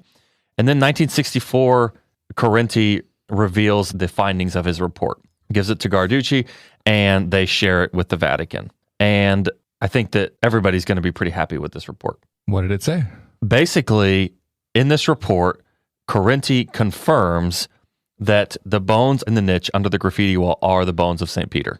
So how could they possibly have determined that? Okay, so I've got 1, 2, 3, 4, 5, 6, 7, 8 points of confirmation. All right. So first is the age of the bones. They know they don't do carbon testing, but they look at some of the details around the bones, where they were found, which I'll reveal later, what they were wrapped in, and then where they were stored. They determined that these bones were undoubtedly from somebody who was born and died before 250 AD, which remember in the 300s is when they built the old St. Peter Basilica, right? So that's the first thing. Age of the bones, they know where they're from. Body type. Peter was known to have died in his 60s or his 70s, and he was a robust male, and that's what these bones check out to be. Remember, Correnti is the expert on this, like what kind of bones does it take for a certain body type? So he knows for sure that these are the bones from a 60 or 70-year-old male who was a robust man. Number 3 is they're missing their feet, and they know that they're missing their feet, and their feet are chopped off. Why is that important? Okay, so remember how St. Peter died? He was crucified? Well, how was he crucified? He's crucified upside down. Right. And whenever somebody was crucified upside down, the simplest way to get them off the cross was, what can you imagine? Just cut them off. Cut the feet off, Yeah. right? So it was very common for people that were crucified upside down when they were buried to be missing their feet. And these bones indicated that the feet had been cut off. And so that's another indicator that this is St. Peter. The fourth is St. John Lateran, which is another basilica in Rome. Tradition held from a long time ago that the skull of Peter and Paul were both buried under St. John Lateran in a tomb there. Well, around this time, they checked that tomb and they confirmed that the bones that were there were only from one male. Later, they confirmed that it was St. Paul, but that clue indicates that it's not St. Peter, right? Because if it's only one and that's not St. Peter, then it can't be that St. Peter's skull was buried there. Okay? Interesting. So 5 is gold and purple cloth. and looking at the bones, they can identify that they've got this stain. And what the scientific tests reveal is that stain actually came from being wrapped in purple and gold cloth, which you remember from the Romans, what did they use purple and gold for? Royalty, important people. Exactly.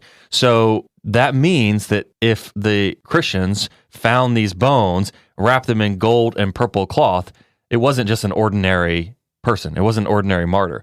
It had to have been somebody of significant importance and either royalty or nobility. So that's another clue. 6 is location. These bones were originally buried in the dirt underneath the Trophy of Gaius, which is where tradition held when they built the initial St. Peter's. The Trophy of Gaius is this mausoleum tomb, and that's where tradition held that the St. Peter was initially buried. And the original tomb was marley sand, while other parts of the Vatican area were different. They were blue, clay, or yellow sand. Well, what kind of dirt remains do you think they found on these bone fragments? I'm going to just take a shot in the dark here and say it's marley sand. Thank you. That's a huge leap. You remind me so much of George Strake, the Wildcatter. Like, major risk going out on a limb with it. Yes. They were. It was marley sand. So then they knew that these were originally under the Trophy of Gaius. They were moved here, which then holds with tradition that that's where they were initially buried. 7 is that inscription. Peter is here. Garducci found that, and that's a pretty good indicator that somebody believed that they're there. And then the final confirmation, number 8, is that before this got published, they sent this report out to 5 different experts, 3 archaeologists and 2 specialists in Greek epigraphy. No relation to the project, no relation to the Vatican, and all 5 of them came back and said what? Confirmed, yes. So now you have your 8 points in this 1964 report that they found the bones of St. Peter under the graffiti wall in the niche. I've got a guess, and again, I'm pulling a George Strake here and going out on a limb, and say that Ferrua was not very happy with this report that Garducci threw out there. Yes. So 1965, the report goes public, and as you would expect, Ferrua immediately begins attacking everything. There were some mouse bones found in the box that the bones were stored in for many years in storage. And so they used that as a claim that these are not the right bones because there were mice in there, which they were stored in storage for many, many years. It wasn't super secure, so a mouse climbed in there and died.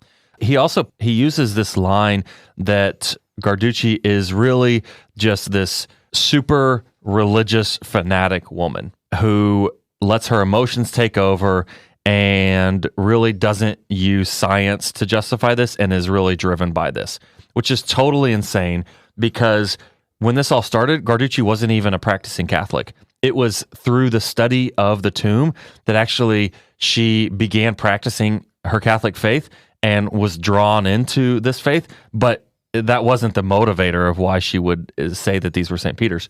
Nothing to do with that. The fact that she was a woman was just really Ferrua throwing shade because this was the 1960s and there weren't many females in the field of archaeology and really science at that time. And so just to stop you for a second, because this stuff is fascinating, but I fear that if we defend too much on exactly what was right and what was wrong and how do we know and how do we not know, that this season might turn into a very long season for us. But I think there's... Are you telling me to just wrap it up here, Matt? I'm not saying that, Andrew, but there is some resources that you use that somebody who wanted to look up all this and find this fascinating can go a lot deeper. Great point. So there's 2 really great books. There's Bones of St. Peter, which was written by Margherita Garducci. You can go read that. It's a very technical read, but it explains all of this. And then there's, of course, the source that we use, Fisherman's Tomb by John O'Neill, which is a fantastic book. It's very fun to read, and he's got 185 pages to go into more detail about some of this stuff. Yeah, I definitely recommend going and checking those out. So Ferrua attacks Garducci, right, and really rallies the scientific community around that. That being said, Paul VI in 1968 does publicly say that we can consider convincing that these bones are the bones of St. Peter. They take the bones, they put them into a niche, they put them behind glass, so they're part of the tour if you go down into the necropolis. 1969, we lose the hero of our story, who we'll talk about it again next episode. But George Strake passes away in 1969 while he's driving from Columbus, Texas, back to Houston. His car breaks down, and this man of immeasurable wealth decides that he doesn't want to inconvenience anybody else, literally gets out of his car and starts pushing it up a hill, has a heart attack, and passes away. So we lose our hero, but his legacy continues, and we'll talk more about that next episode. 1978, Pope Paul VI dies, and immediately you can guess Garducci is fired. At this time, they actually remove the bones. The Vatican overrules Pius, said that he was misleaded by a radical zealot woman, and it goes back into mystery that they found St. Peter's bones. Really kind of crazy turn of events here in 1978. So why do you think that Ferrua staged such an aggressive fight to get Garducci kind of disproven? I would hate to think that it's just because he's hurt that she got the job over him, right? But I mean, the fact of the matter is that seemed to be kind of the catalyst that he really rallied around somebody saying he was wrong and somebody else saying that she was more qualified than him. There's two sides to every story, right? And it's hard to really understand why. But, I mean, from Ferrua's standpoint, going back to Koss, he would sneak in at night and pick up all these bones that they found and pick up these things that they skipped over and take them into storage, and so that's Koss saying that Ferrua did a bad job. Well, from Ferrua's standpoint, Koss is kind of a meddler who's coming in and doing the work that they were planning on doing and just getting in the way, right? So you got to imagine that Ferrua is upset with Garducci, but also, in his mind, it's justifiable. I don't know. You guys have any other thoughts? I have and I don't want to defend Ferrua because looking at the science, it's undoubtedly, in my opinion, that Garducci's right, Ferrua's wrong.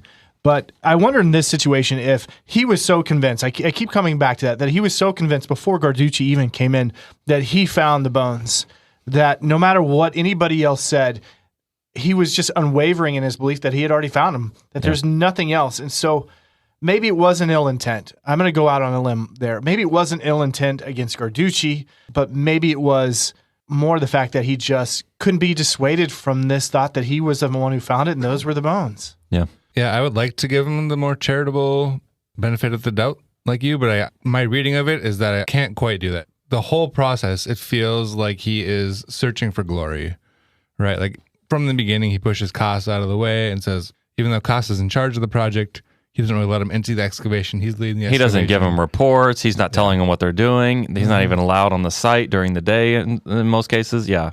Exactly. So it's just a charge to approximately where they think the bones will be. We find some bones. These are it. I'm the winner. This is the trophy. Anybody who says otherwise, I'm going to tear down and hold a grudge against for the next decades and decades, right? Yeah, I mean, if you look at the 8 points of confirmation that Garducci and Carenti had, really, from Ferrua's standpoint, on the red wall bones, he had 1 point of confirmation, and it was, well, they're in the spot that we thought that they were going to be, right? Yeah. So, I don't know. So Garducci's fired, but it seems like she's almost in the prime of her research. What does she do next? Yeah, so like I said, she's the unsinkable Italian Molly Brown. She just puts her head down, finds more projects, and keeps working. One of the greatest icons of Poland is the icon of Our Lady of Częstochowa, which is commonly known as the Black Madonna of Częstochowa.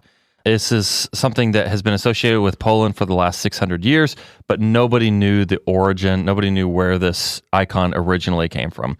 And it was Garducci who used all the clues and used all of her intelligence and all of her experience to really ultimately identify where the origin of the Black Madonna of Częstochowa is and really kind of bring a lot of honor to that icon and to the Polish Catholic Church. If you're wondering kind of how important this is, many Polish Catholics make a pilgrimage there every year. And when Pope John Paul II was a student during World War II, he actually made a secret pilgrimage to see the Black Madonna, which just shows kind of how important it was. He was willing to risk his life. So that was in 1990. Also in 1990, Margherita Garducci is invited to speak at the University of Milan. And she's there discussing all sorts of things. But Federico Zeri, who is an Italian expert on antiquities, is there as kind of the host moderator of the event. And at that presentation at the university, Garducci kind of like just lays it all out there and lets Farua have it. And, this is 1990, so this is 12 years after she was fired, many years after Pope Pius confirmed that these are the right things. And she's kind of been like pushed to the side and really disregarded by certainly the Catholic archaeology community. But she lays it all out there. She makes her case for why these are the right bones. And Federico Zeri, who has really no skin in the game, says, I think you're right. Publicly, he says it on stage. I think you're right. Margherita Garducci, I think you found the bones of St. Peter. So 1999, Garducci dies.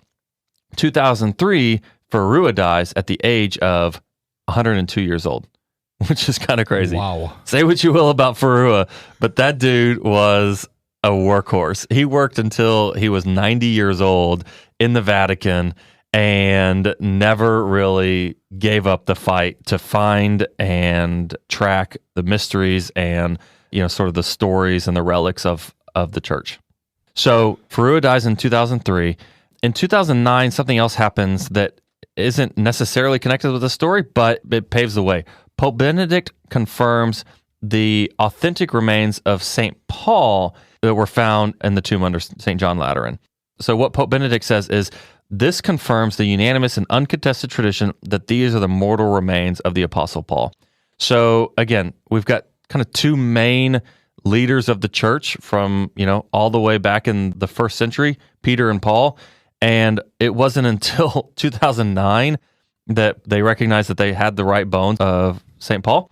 And then in 2013, remember, we started this whole story off with Pope Francis coming out to the loggia and cradling a box of bone fragments.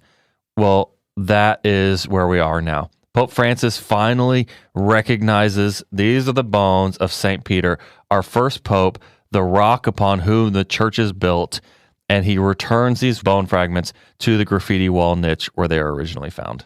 So you're saying that both the remains of Paul and Peter were confirmed and publicly declared in 2009 and 2013. Sounds like that would have been an exciting time to be alive and be Catholic, and there'd be lots of excitement about it. And we all were alive. Did any of you hear about any of this? And we were adults. It wasn't like we were little kids to forget it. Practicing Catholic. Should we be like horribly embarrassed or like, I don't know. Yeah, I don't know. It's pretty wild though. I will say that as a result of taking this project on though, reading The Fisherman's Tomb, going into research about this, about these people, about George Strake, of course, but now about Farua and Garducci and Kos and Pius the Sixth, or Pius the 12th and Paul the Sixth. I cannot believe that this is not a Hollywood movie. Like I genuinely can't. There are so many twists and turns and amazing characters and people and storylines. Like this is a ready-made movie, and so hopefully at some point that happens. And if it does, I hope we get to see it, that it's advertised a little more than the actual findings were. Oh, what if we're brought in as like advisors on the project? Hey, that's a great idea. Reach out to us, Instagram. So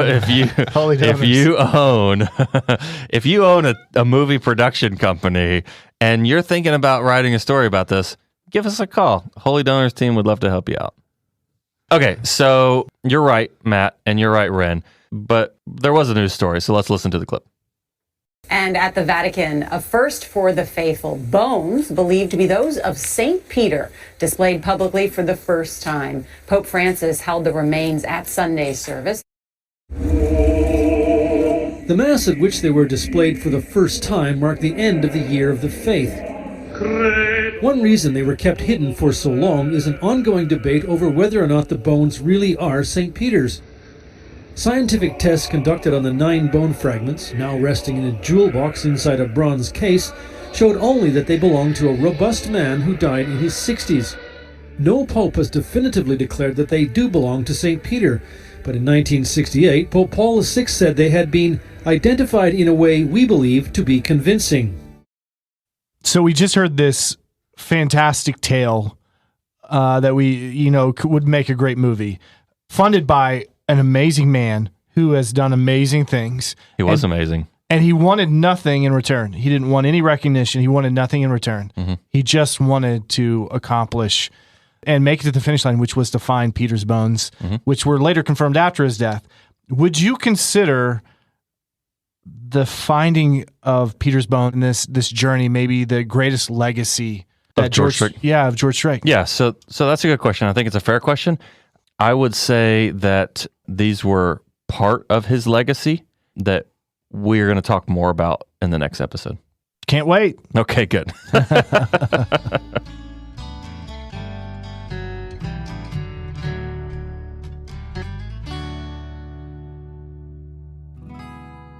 Do you dream of having a thriving fundraising program, but you find yourself stranded without the funds to set sail? Or are you a new fundraiser trying to make sense of how all the activities in a development office fit together? Well, your solution has arrived. It's time to embark on a transformational voyage with basic online advancement training, or BOAT, from Petrus Development. Picture this, a 10-week online course meticulously designed to equip you with the essential knowledge, strategies, and support needed to build a thriving fundraising program from the ground up. With BOAT, you won't just scratch the surface. You'll dive deep into 12 expertly crafted modules that take you step by step through the process of building your fundraising program. You'll have weekly cohort calls led by an experienced fundraising coach to guide you through implementation of the foundational elements of a development program. But don't just take our word for it. Listen to what Patty Connors from St. Thomas More Newman Center at Ohio State University had to say. Wow, there is nothing basic about BOAT. It encompassed every aspect needed for a successful advancement plan. The program is simply fantastic. Don't hesitate to start. It will be the best decision you ever make for your ministry. By the end of your journey, you won't just have theoretical knowledge. You'll have a practical, customized blueprint for your organization's fundraising success. So don't miss the boat. New cohorts set sail in January 2024. Enroll now and chart your course towards a brighter, more impactful future. Visit petrusdevelopment.com/boat today and let's navigate this transformational journey together.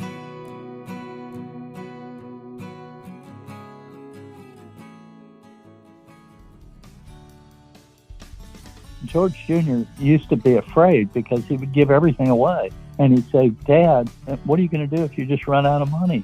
His father would say, well, my hope is that I can give away with my last breath, my last dollar. And so George Jr. would say, well, Dad, what are you going to do if you give it all away too soon? And then you're broke. I mean, he was terrified that they would overgive everything and that there wouldn't be anything left. There are very few people that I've ever known that were sacrificial givers like George Strake. That was a great conversation we had with O'Neill that just kind of opened the window into George Strake and his philanthropic giving. But if you remember right, I ended last episode asking you a question that you left me hanging on, Andrew. Thank you for that. And that was, do you consider the Apostle Project to be George Strake's greatest legacy? So Strake, like I mentioned, he died August 6, 1969 in Columbus while on a trip to San Antonio. He's currently buried in the Garden of Gethsemane Cemetery in Houston. But while he was alive, he kept a quote by Michael Benedum, a famous oil man philanthropist, on his desk. And the quote said, God doesn't care how much money you have when you die. God cares what you did with that money while you were alive. So you asked about, is this his greatest legacy? Let's just think about it. George Strake was in the top, certainly in the top 10, top 5, who knows, wealthiest Americans when he found the Conroe oil fields back in the 1930s, right? And he gave the money away as he was making it. He didn't save all of his money till the end. I mean, he literally kept a random bank account in Pittsburgh full of cash for a priest who was using it to, A, find the bones of the first pope of the church, and B, save over 850,000 Jews from persecution and death from the Nazis. I mean, that was just one project that he was part of. So we will never, and this is by his design, we will never know what all he supported. But I think his legacy, the public facing, yeah, I mean, that's the most dramatic thing that he funded was finding the bones of St. Peter.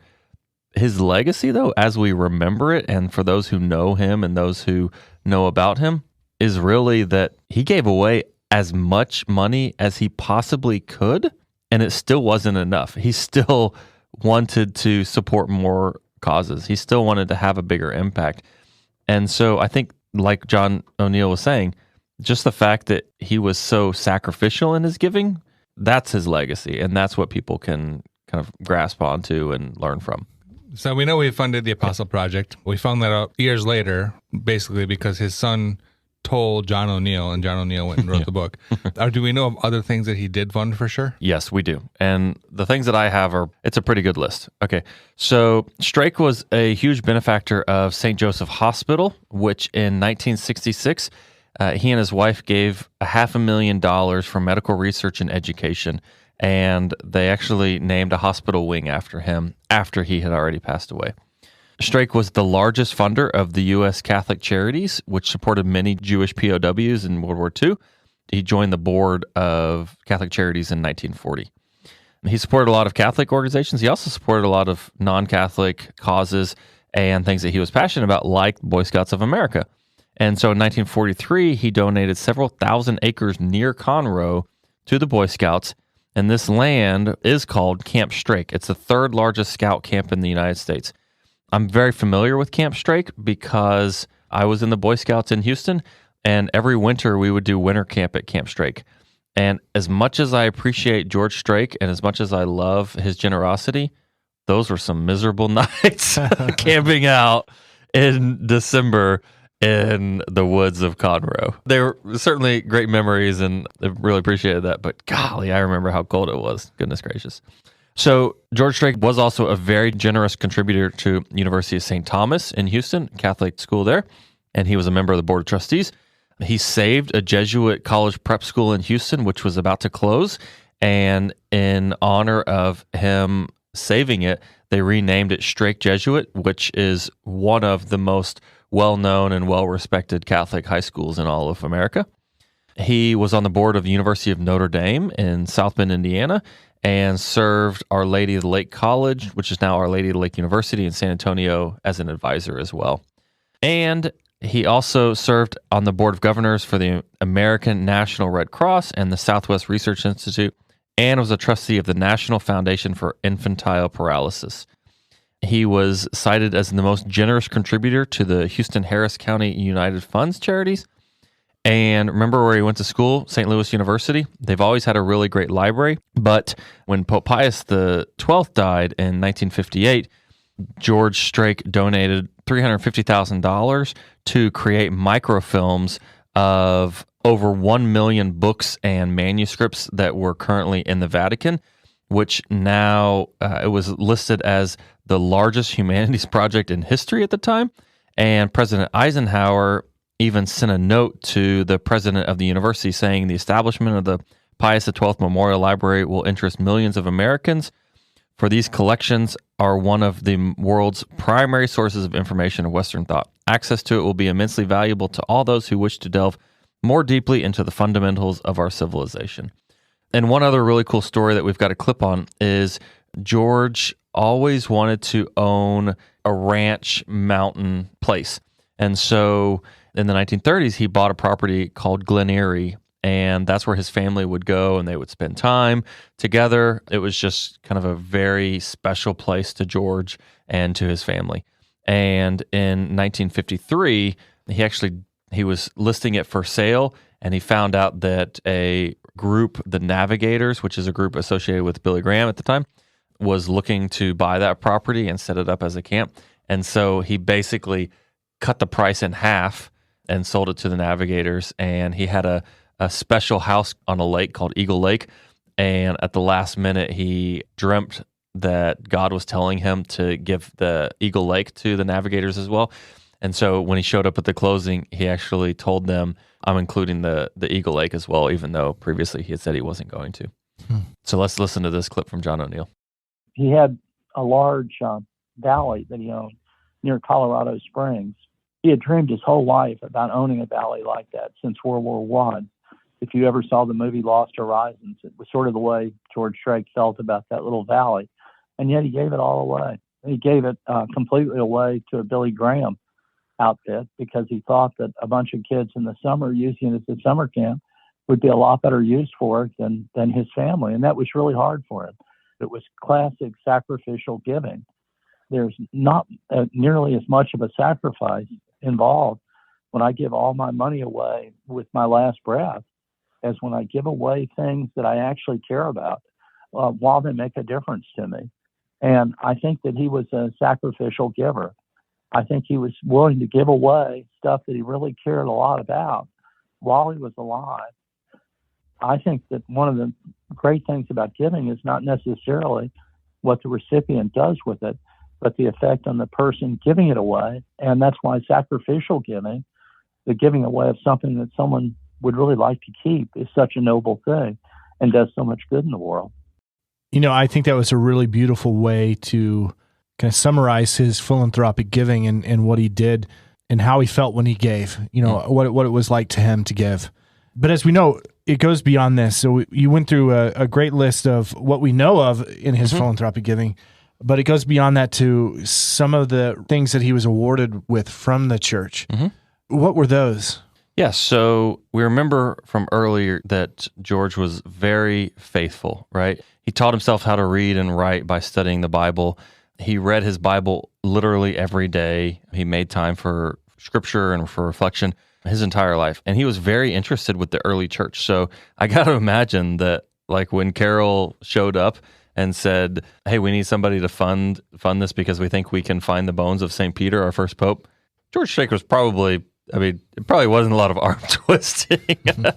He was, you know, if he felt like he could make that happen, it was probably going to happen. But yeah, what were some of the honors? So he was decorated from Rome, the Grand Cross of the Knights of the Holy Sepulchre in 1937. He was made a Knight of the Sovereign Military Order of Malta in 1940, similar to John Raskob. The late Pope Pius XII personally decorated him Knight Grand Cross of the Order of St. Sylvester in 1946, and made him a supernumerary private papal chamberlain of Cape and Sword in 1950. So all of those are really the highest, the top of the top in terms of religious accolades and religious honors that the church bestows on, certainly on lay Catholics. The National Conference of Christians and Jews, in which he served as a member of the National Board, honored him in 1950 for outstanding contributions to business, civic, and religious affairs. That's pretty exceptional to get all those honors, you know, across the world, essentially, right? From the Vatican and from these national conferences. How did the people locally view Strake? How did they honor him? What was that like? Yeah, so Conroe is not the same city that it was before George Strake showed up in the 1930s. It's a bustling town. It's a very active community there. And even as far back as 1957, on June 5th, the city of Conroe honored Strake. This is the 25th anniversary of finding oil by dedicating a monument to him on the lawn of City Hall. And the governor at the time read a proclamation designating that day, June the 5th, 1957, George W. Strake Day in Montgomery County, which is kind of cool. I don't have a day named after me, and I probably won't at any point in my life, but that's kind of cool. So we just went through this wonderful, extraordinary journey of the life of George Strake. Yeah. That really was focused on this apostle project. Right. We talked about some of the things that we know of that he funded, and then there's the things that, of course, we'll never know that he played a part of because that's the way that he gave. Mm-hmm. And we know that he was honored by the church, honored by organizations that he helped throughout his entire life. But as many of our donors go, holy donors, they set something up that will outlast themselves. Did Strake have something similar to this? And I'm referring to a foundation. Did he set up a foundation? Or Yeah, so there is a Strake Foundation, and the Strake Foundation continues to support Catholic organizations and Catholic causes really worldwide. I think every year they make contributions of somewhere around $3 million to different organizations. They're run by, the board is made up of family members and friends of the Strake family over time. But the foundation is great, and it's run by his son. But I think that kind of, you know, when you say he set something up, it's kind of like Raskob, where he set up the foundation, but it was really a mechanism for his kids to manage philanthropy and them to learn. It's similar, I think, with the Strake Foundation and just the legacy of his children, right? He's got these 3 kids, George, Georgiana, and Susan, and all 3, the estate wasn't divided up and said, there you go, and take it easy for the rest of their life. There were small gifts that were made to each child as part of their inheritance, but George really didn't want to set them up so they didn't have to work. And so essentially they're all now self-made, successful people in their own right and continue to live really faithful and generous lives. And you could make a pretty good case that his kids are holy donors in their own right, not giving away dad's money, but giving away their own money that they've made and they've grown as part of their wealth and their success. And now they're giving that away to organizations as well. So there's the legacy of the foundation, sure. But I mean, so much stronger is the legacy of children and grandchildren and the lessons that they've learned. Yeah.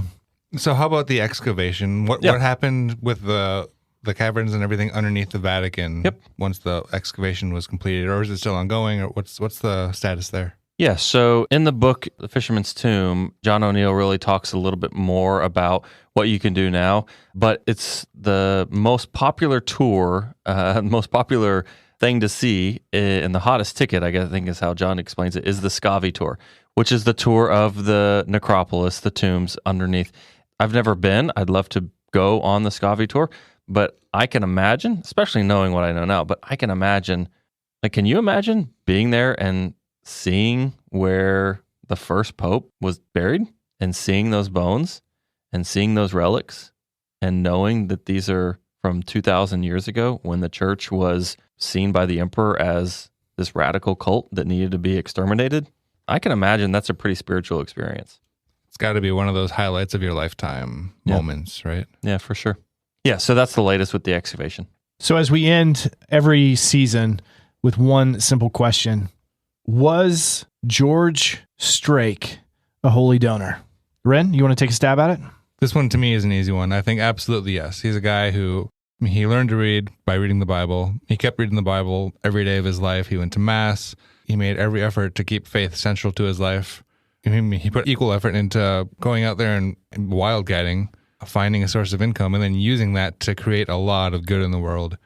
I mean, he had that philosophy of, I want to give this away while I'm alive, which is kind of unique. There's not a ton of people that, you hear it once in a while, but not a ton of people who are trying to give away their final dollar before they die.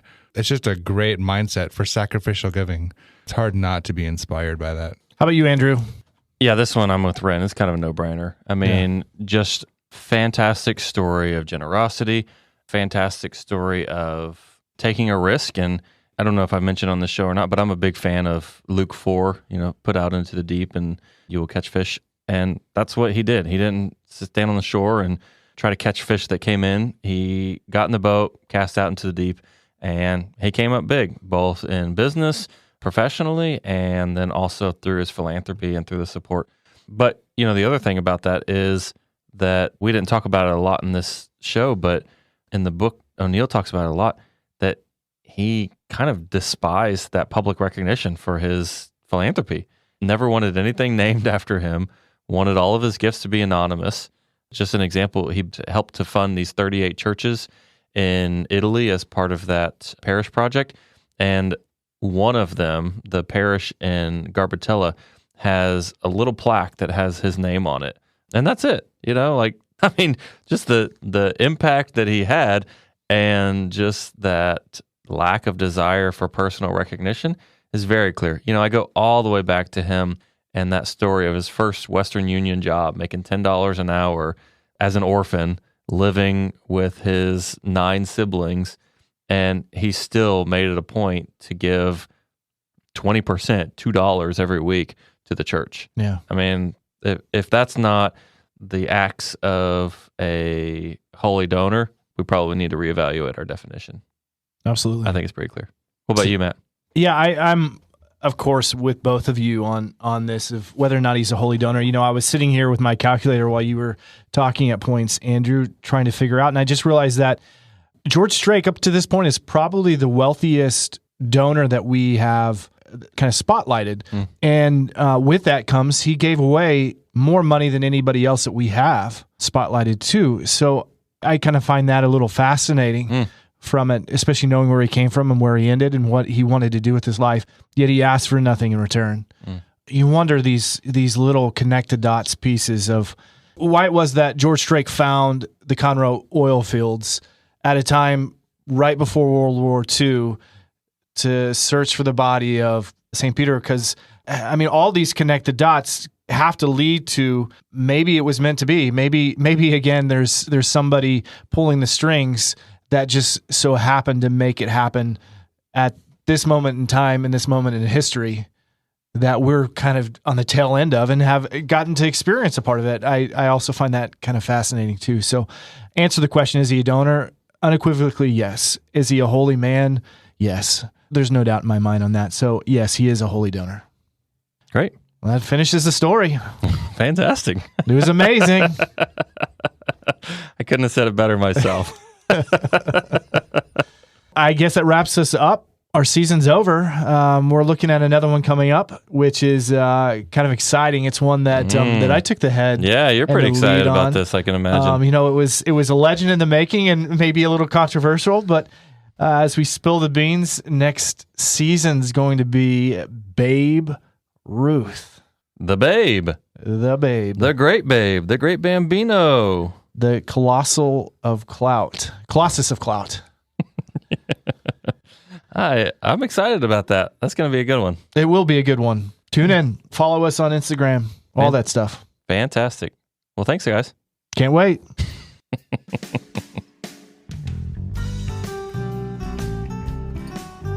Thanks for joining us for this episode of Holy Donors, brought to you by Petrus Development in cooperation with Red Sea Catholic Radio and Back Row Media. Theme music by Tommy Kibb, Third Top Productions. Graphics by 86 Creative. If you like us, leave us a review, share us with your friends, and check us out at holydonors.com and on Instagram at holydonors. Holy Donors, bringing you inspiring stories of radical generosity that have changed the world. When a couple of guys who were up to no good started making trouble in my neighborhood, I got in one little fight and my mom got scared and said, "You're moving with your auntie and uncle in Bel Air." How do you find Will Smith in the snow? You look for the Fresh Prince. That's right. I had to throw it out there. If you had listened to the outtakes from Danny Thomas season 1, you would have heard that joke. I know. Told by you. Told by you. I know, but I had to do it again. Indefatigable. Indefatigable. That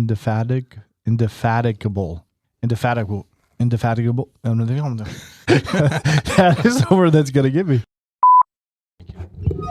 Do not turn that in mid-recording. Woo! I was messing with that earlier. You do it real slow. It sounds like a whale. Action. Oh, that's me.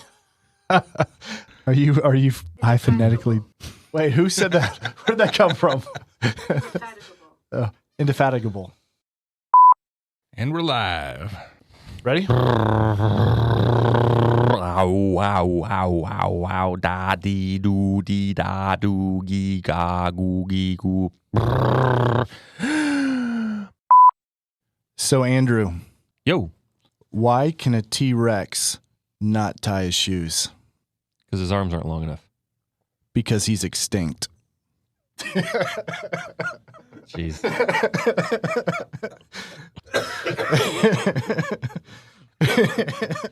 Because he's dead, dummy. F F F S S T T T. Shh. All right, guys, I'm ready. Thanks, Andrew. I'm impressed. You said. What if you said epigraphus correctly, and you said Garducci correctly? Are you starting to catch on that I sometimes struggle pronouncing words? No. So. Okay. Well, Sorry, I just put gentlemen. in a Werther's. I figured I had another 5 or 6 minutes. So there were a lot of amazing things that came about through his life. They were amazing, Matt. Okay, let me take that back. There were a lot of extraordinary things that he was able to. He was.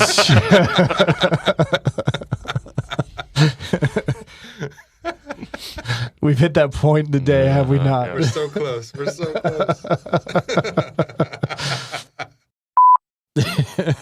I'm like so hoping you just accidentally say amazing right now. I would lose it. It would be so great.